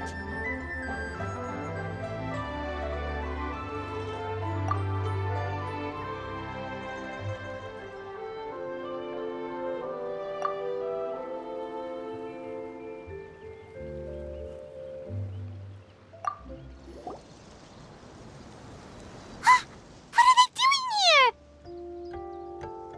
Navia, Clarande! Ah, well, if it isn't my dear partners. See, I told you that something good was going to happen during our travels today. I have to say, sometimes the Steambird's astrology column is spot on. It's just your lucky day. Are you guys also here to catch the festivities? Oh, and that reminds me, Happy Lantern Rite. Happy Lantern Rite. Happy Lantern Rite to you too! Wait, if you're here for Lantern Rite, then what are you doing on top of this deserted mountain? And that voice we heard, that was you, right, Navia? Oh, impressive. You could tell it was me from that far away. You've got good ears. That or your voice is just really loud. Well, of course it is. After all, I'm a boss. Indeed. I suppose it's an asset. Sure is! Having a loud voice is a handy tool when it comes to communication. Wait. That wasn't even Paimon's point. Paimon just wants to know why you two were shouting from the top of this deserted mountain. There was something about almonds, maybe? And buell fruit? Ooh, is it some sort of secret code? No, it's not a code. The words are meaningless. Perhaps, but the act of shouting was very meaningful indeed. That's just what mountain climbers do, right? After all the hard work it takes to make it to the top, as you stand on the summit looking out at the vast scenery, it's not easy to resist the urge to release those emotions. Exactly. You get me, partner. I was afraid that it would cause a disturbance, so I asked the locals around here, and they said it was fine. Apparently most hikers like to shout when they get to the top, so the locals are used to it by now. So, you see, it's not just me. I guess everyone shouts from the top of a mountain at some point in their life. Speak for yourself. When you're stressed, don't you ever just get the urge to do something for no reason? Not really. If I ever get stressed, I just go hunting. Oh, that's a pretty good way to relieve stress. What I choose to hunt depends on my mood. Anyway, why don't you two give it a try? Shout anything you want. It's a real stress reliever. As long as Paimon has clothes on her back and food in her belly, Paimon doesn't think there's any stress that needs relieving. Oh, I bet you guys are just too embarrassed to let loose. No need to be shy. Even Farina was shouting from the top of this mountain earlier. Huh? Did Paimon hear that right? Farina's also here? In Qiaoying Village? Believe in your ears. It is indeed as you heard. Actually, the reason we climbed this mountain in the first place was also because we heard the sound of shouting. Yes, we could just about make out someone yelling things like, "Help me!" and "What should I do?" So we hurried up here to check it out. And what do you know? Miss Farina was standing right there, all red in the face. She practically sprinted back down the mountain the minute she saw us. Ah, that reminds me. I believe what she actually said was, "So help me, I will figure out what I should do about this script." So, you could actually hear what she was saying? Why didn't you say so earlier? I thought someone was really in trouble. I figured we would come check out the situation either way. Why not let her keep some privacy? Oh, seems like you caught Farina in the middle of some stress relief as well. She probably would have never thought. No, she definitely would have never thought she would run into anyone she knew all the way out here. I think so. We ran into Nervalet on the way here as well, but he was already on his way back, so they probably weren't together. What? Nervalet was here too? What was he doing here? It couldn't have been for vacation. I think it just might have been, actually. But apparently he only stayed for half a day before heading back. He's a very busy man. Neuvillette is not the type to take much time off. Taking even a half day for himself is already a huge step in the right direction. Didn't Charlotte publish an article on the Liyue tea industry recently? Maybe he was inspired to come buy some tea after reading that article. You know, just like you were. My situation is completely different. I'm here because I was asked to accompany you. The tea purchase is simply an added bonus of this location. You Fontanians and your tea drinking. Oh, it's not for me. I lost a bet with Ridesley, and now I have to buy him something. It was just a spur-of-the-moment sort of bet. Ridesley gets really invested in that sort of thing, but he couldn't care less about what he wins in the end. You could give him mint plants that you plucked from the side of the road, and he wouldn't even mind. If only he was that easygoing when it came to talking business. In any case, I'm pretty sure the tea you bought is this region's specialty. What is it called again? Nervalet even mentioned it earlier. Yes, that's the one. You didn't really buy 10 boxes, did you? Please, do I look like someone who would fall for that sort of marketing trap? That reminds me. You guys said you only came up here because you heard my voice, right? I hope it didn't put you out. You must have had other plans for the day. Oh, that's right. Who tell? A few days ago, we heard that a friend was going to be in Qiaoying Village, so we decided to come and see if we could run into her. Oh dear. We've been chatting for quite some time. I'm sorry for keeping you. That's good. We should probably head out and look for Hu Tao. No need to stay on our account. We just got up here, so we're gonna stay around for a little longer. Go and meet your friend. We can meet up in Qiaoying Village later. Sounds good. We're gonna head down the mountain then. See you later!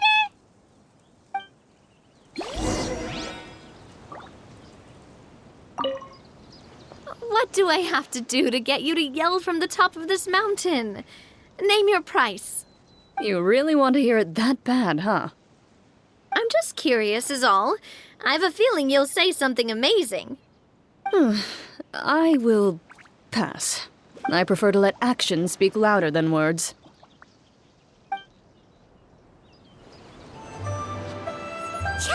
village is known for its tea. But you know what else they have with tea? That's right, dim sum! Didn't Gaming say something about dim sum being eaten in the morning? Oh, Paimon wonders if we can still get some at this time of day. Oh, well that's fine too. Paimon doesn't care what kind of tea it is as long as it comes with some tasty snacks. Now let's see what kind of yummy things we can find around here. Paimon's not seeing things, is she? Is that Farina standing between Zhongli and Hu Tao? Wonder what they're talking about. Zhongli knows a lot of stuff. Maybe he's telling Farina about Chaoying Village. Oh, or maybe Hu Tao is trying to rope Farina into being one of her clients. Hey, this isn't the Fortress of Meropide. But Paimon could be convinced for the right price. Let's say loser buys the winner 3 huge bowls of seafood kanji. Since Zhongli is there, Paimon bets things are pretty tame. It's decided then. Paimon votes for tour guide Zhongli. All right, no time to waste. Let's go see who's right.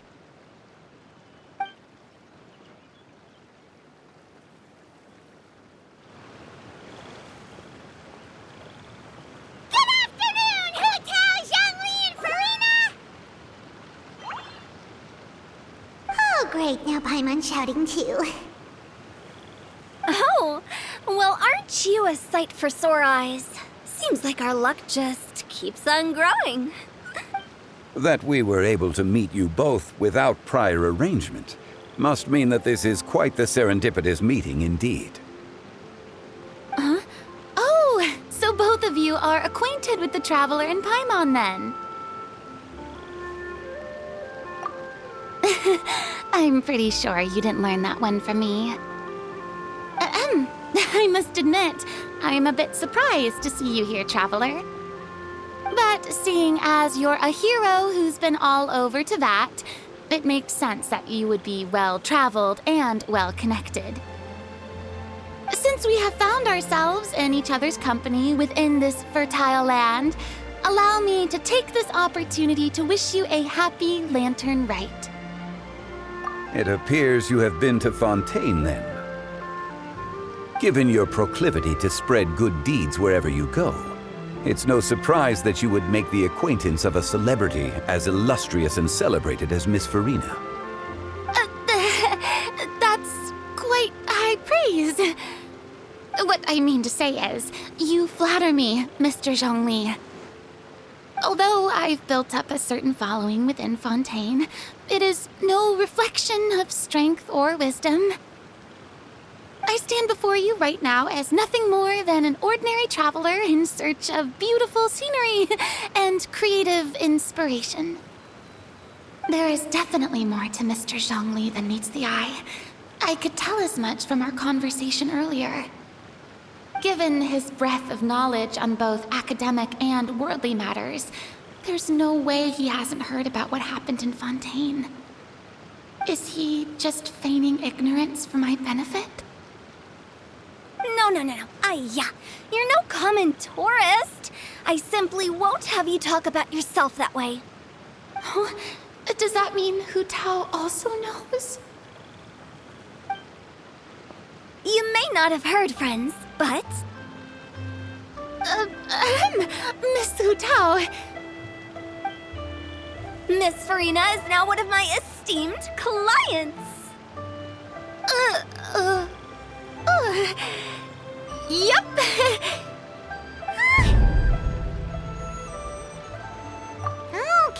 Okay, you win. Guess Paimon will have to break into the hidden stash at the bottom of her shoe. Huh? What's this about winning something? Don't tell me. You two were placing bets on us.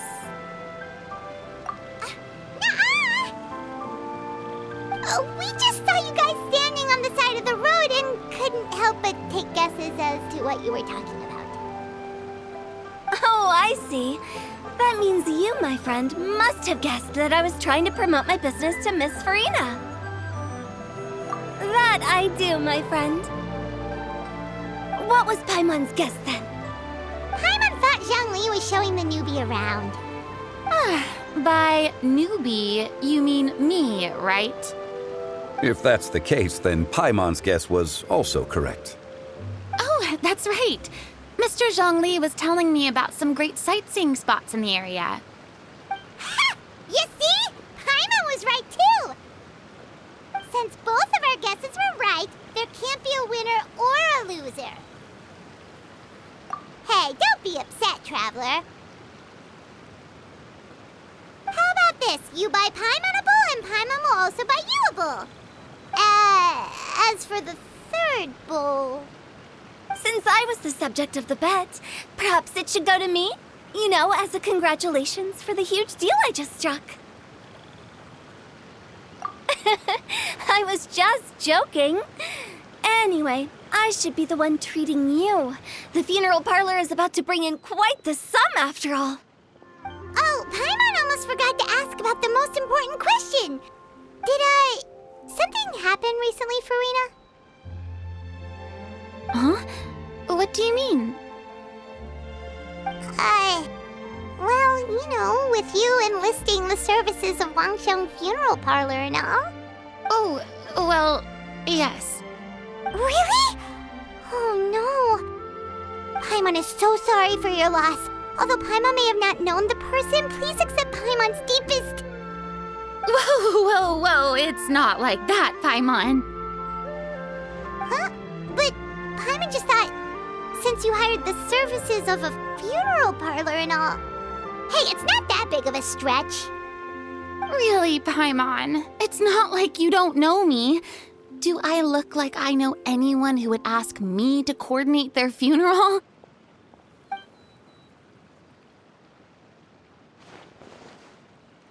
Miss Hu Tao is simply helping prepare some props for my film. Not too long ago, I read a collection of horror stories from Liyue.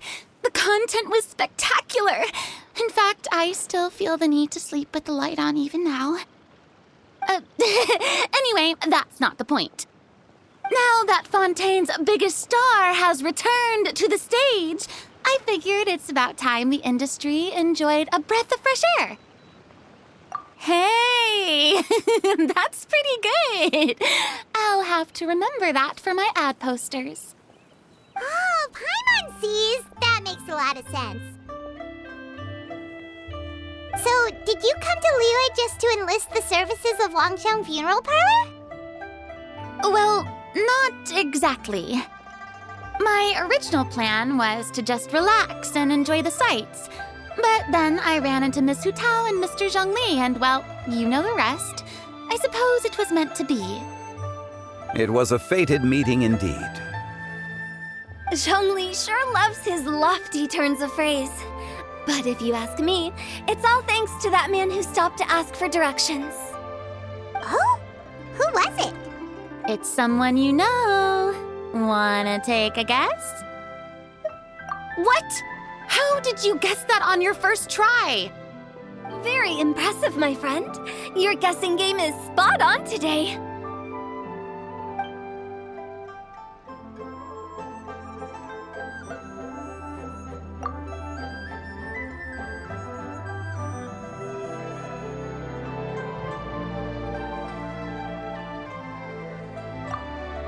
Huh. Paimon never thought Neuvillette would be the type to get lost. I'm sure he didn't get lost. Even I was able to find my way to this place without any trouble. He was already getting ready to leave by the time I arrived. He just wanted to ask someone about the quickest way to get back to Fontaine. Yup, that's exactly what he asked. This area is full of mountains and rivers. It's normal to not know the fastest route. So, were you the one that pointed him in the right direction, Hu Tao? Of course. I'm also a guide of sorts, you know. So naturally, I also have a great sense of direction. But speaking of your friend... What about him? He doesn't get out much, does he? No wonder. He was stiff as a board and way too polite. I would have never guessed he was here on vacation if you hadn't told me. All in all, he was only here for half a day. I'm pretty sure he is the only one who would consider that to be a vacation. Oh? This gentleman you speak of must keep a demanding schedule. I'm sure he does. You didn't see him, but he was dressed like he was about to attend some important meeting. It wasn't anything like what someone would wear on vacation. Is that so? Wait, you didn't see him, Zhongli? Unfortunately, no. At the time, it appeared as if Director Hu and Miss Farina were having quite the productive conversation. I know matters of business can take much discussion, so I decided to fetch some tea for them. What a shame. That gentleman seemed like a sophisticated sort of guy. I actually think you two would have hit it off. Is that so?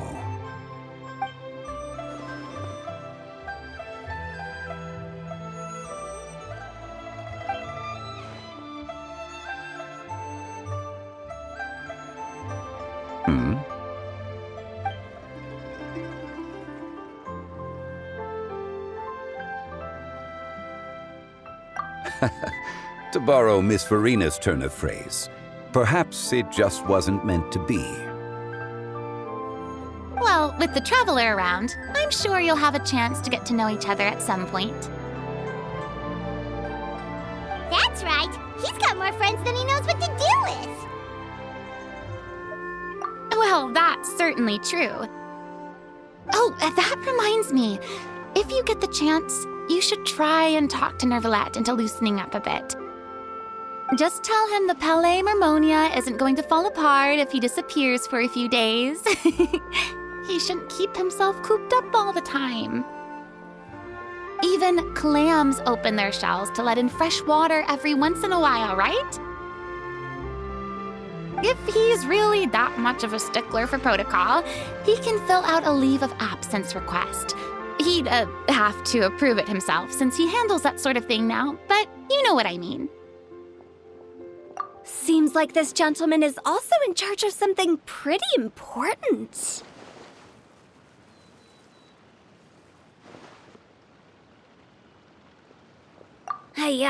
Sounds like a pretty uptight sort of guy, all right. In my experience, a leader needs to be able to roll with the punches. That also includes knowing when and what to prioritize. It seems like your friend still has a lot of growing to do.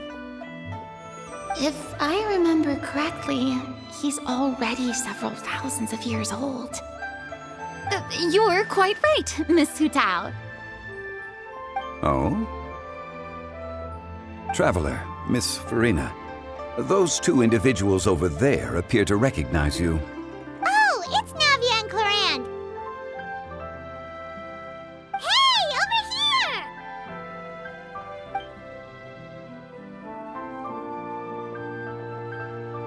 We saw you all chatting over here, and we're wondering if we could join in.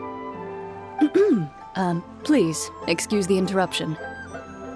Oh, so polite. No apologies necessary. Any friend of the Traveler and Miss Farina is a friend of mine. Ah, straight to the point. I like it.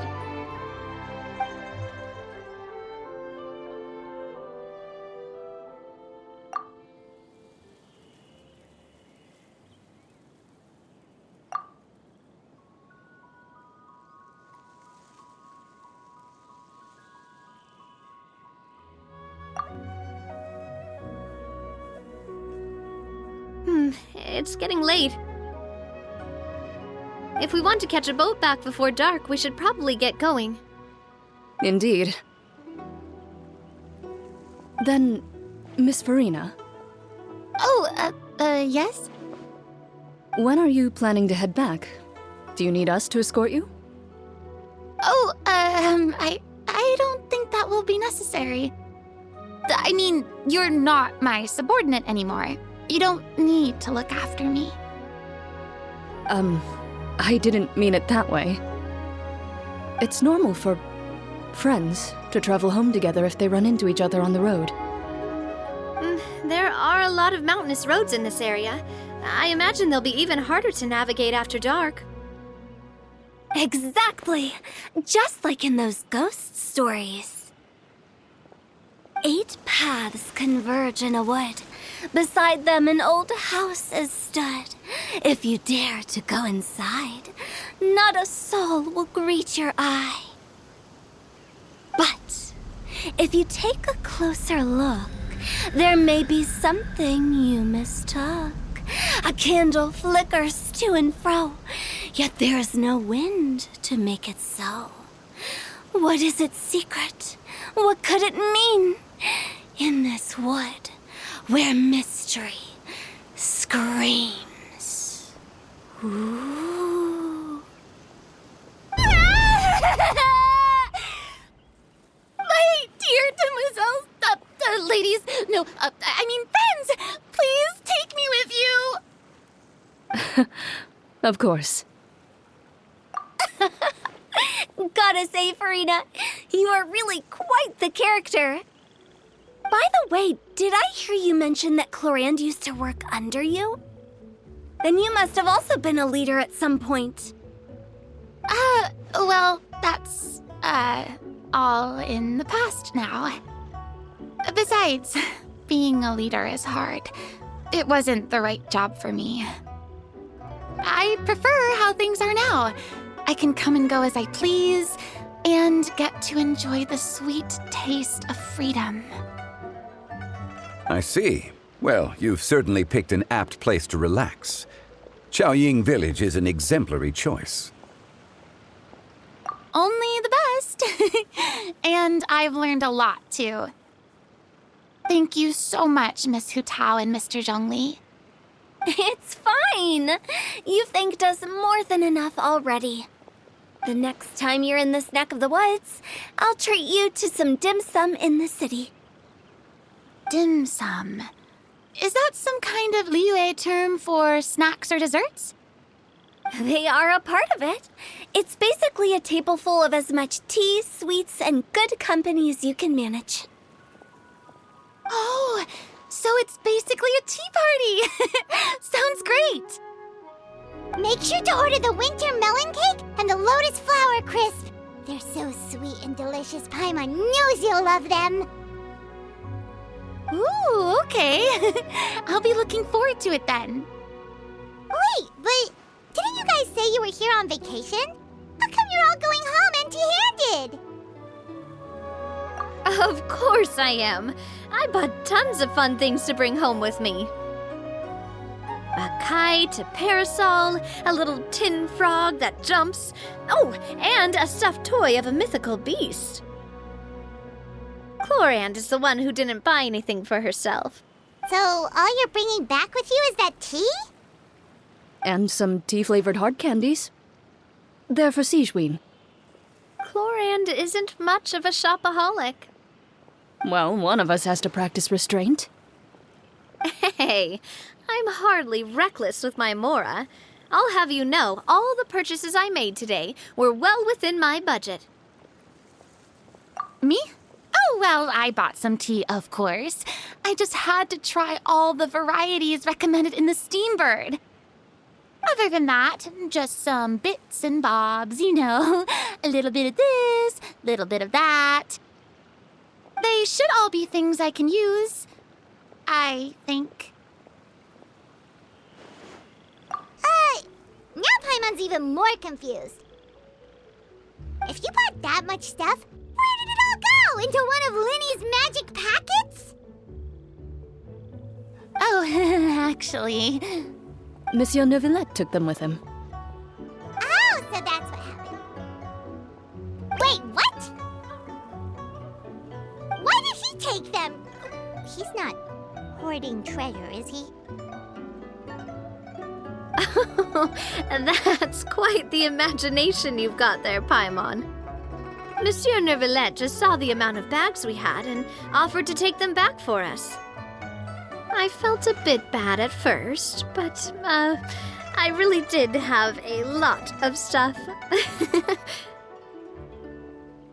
He even offered to deliver my gifts to the Fortress of Meripede for me once he's done with the day's work. Neuvillette is a man of his word. If he says he can do something, then he means it. See, even Clorand was happy to take him up on his offer. If even his trusty subordinate agreed, then who was I to refuse? Wow, he seems like a real gentleman. Maybe he's not as uptight as I thought. If only the funeral parlor had an employee as thoughtful, proactive, and responsible as him. Right, Zhongli? Indeed. Clorand said Neuvillette offered to deliver her gifts to Risley.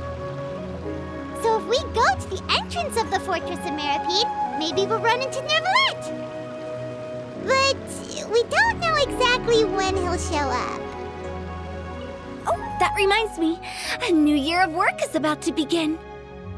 If there's anything you want to talk about, Zhongli, you know you can come to me. I'm all ears. Does the director have any concerns? It just seemed like you were a bit preoccupied today, and much less talkative than usual. He barely said anything other than, "Is that so?" and "Indeed." If you ask me, I'd say you're having a midlife crisis. You're getting to be around that age after all. Is that so? Ugh. I jest. Given its distance from the city, Chaoying Village enjoys a much slower pace of life. Surrounded by such peace and tranquility, I also seem to have developed a proclivity for inactivity. I apologize for making you worry. I see. What do you think, Traveler? Is this atmosphere putting you in a lazy mood too? Wow, you are getting really good at these kinds of lines. Indeed.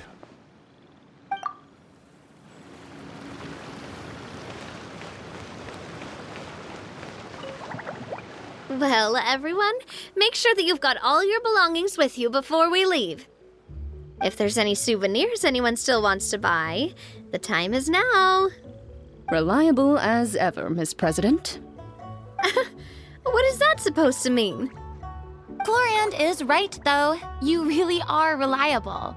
It's not what she's saying, it's the way she's saying it. I will say, but I never thought you'd be so easygoing outside of work, Clorand. The tone of voice you use when you're working doesn't exactly make you seem like the type who enjoys interacting with people. Well, I try to keep my professional and private life separate. That includes my behavior. You take care now, Traveler. Paimon. Trying to act cool now, are we? Well, I guess it's not an act for you, is it? You are indeed quite strong.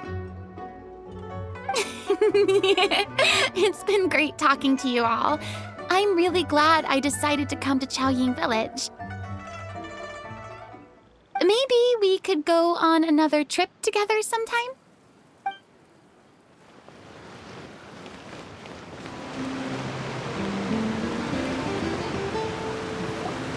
Look! It's Neuvillette! We lucked out!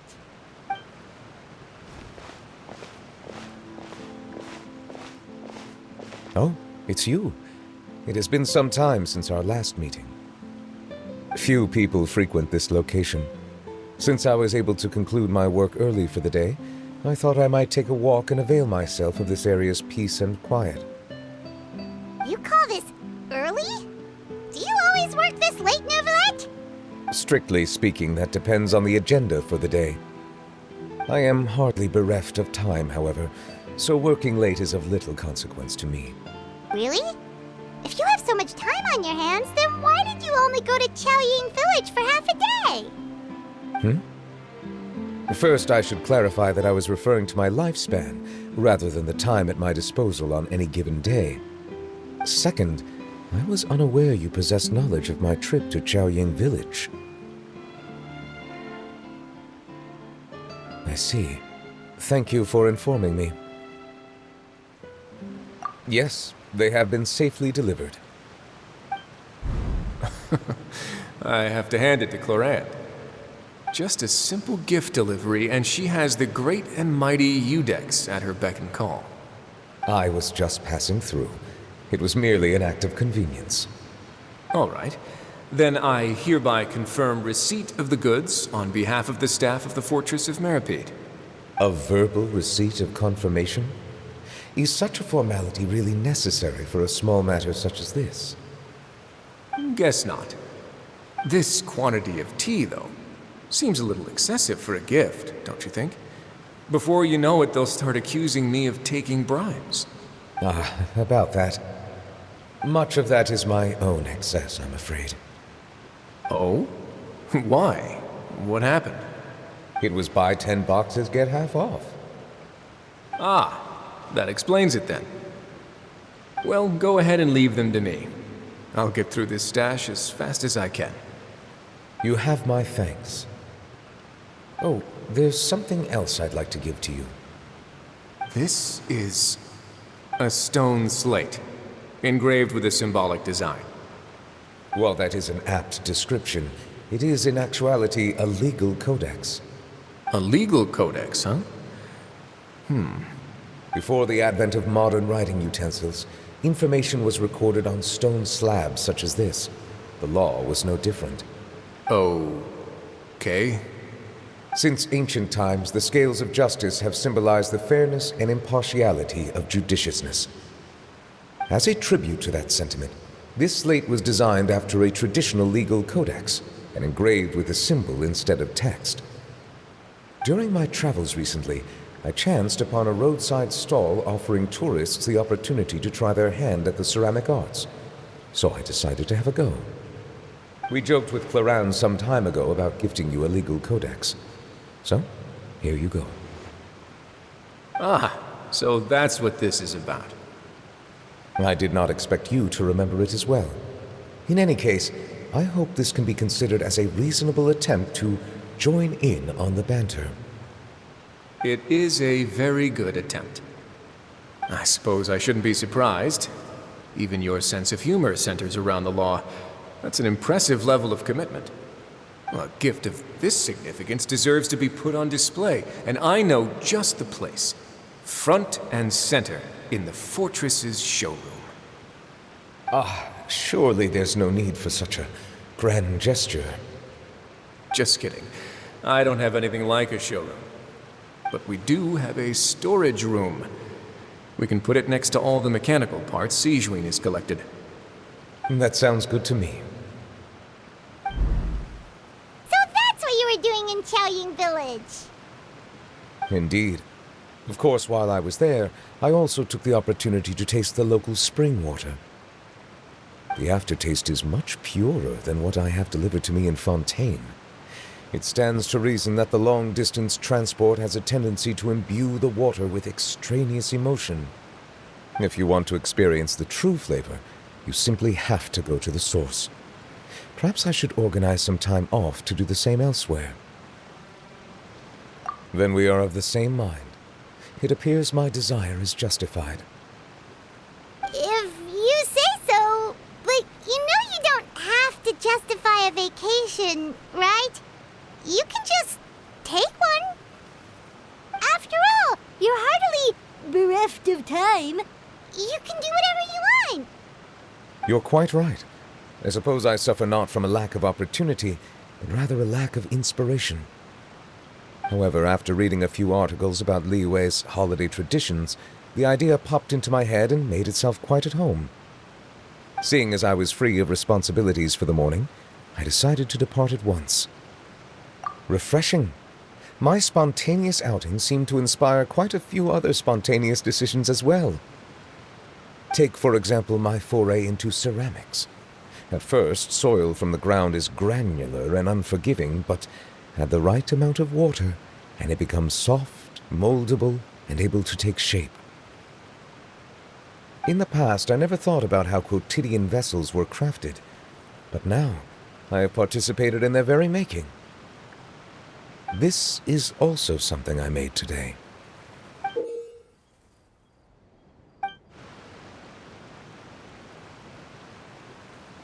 That's a ladle? I'm thought it was supposed to be some long-necked sea creature. That was indeed one of my inspirations. Really? You like it? To tell you the truth, given your unexpected arrival, I find myself quite unequipped to give you the welcome you deserve. Around such an important holiday such as this, human custom would dictate that gifts should be in order. But I'm afraid this is all I can offer. If you'll have it, that is. That is precisely why it would do me such a great honor if you accepted. You are most welcome. Happy Lantern Rite.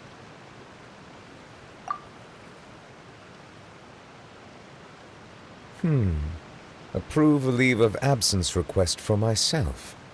That sounds like it could easily lead to a vicious cycle of self-indulgence, something which couldn't be in further violation of protocol. But I suppose I understand her point. My proclivity to refrain from personal outings does, in part, originate from a sense of responsibility toward my duties. But it is also due to a lack of desire to engage in the human world. But now I see that the human world is indeed full of many interesting places to discover. Lantern Rite marks the start of the new year in Liyue. In the spirit of the season, then, I wish you a year of success as vast and endless as the open ocean.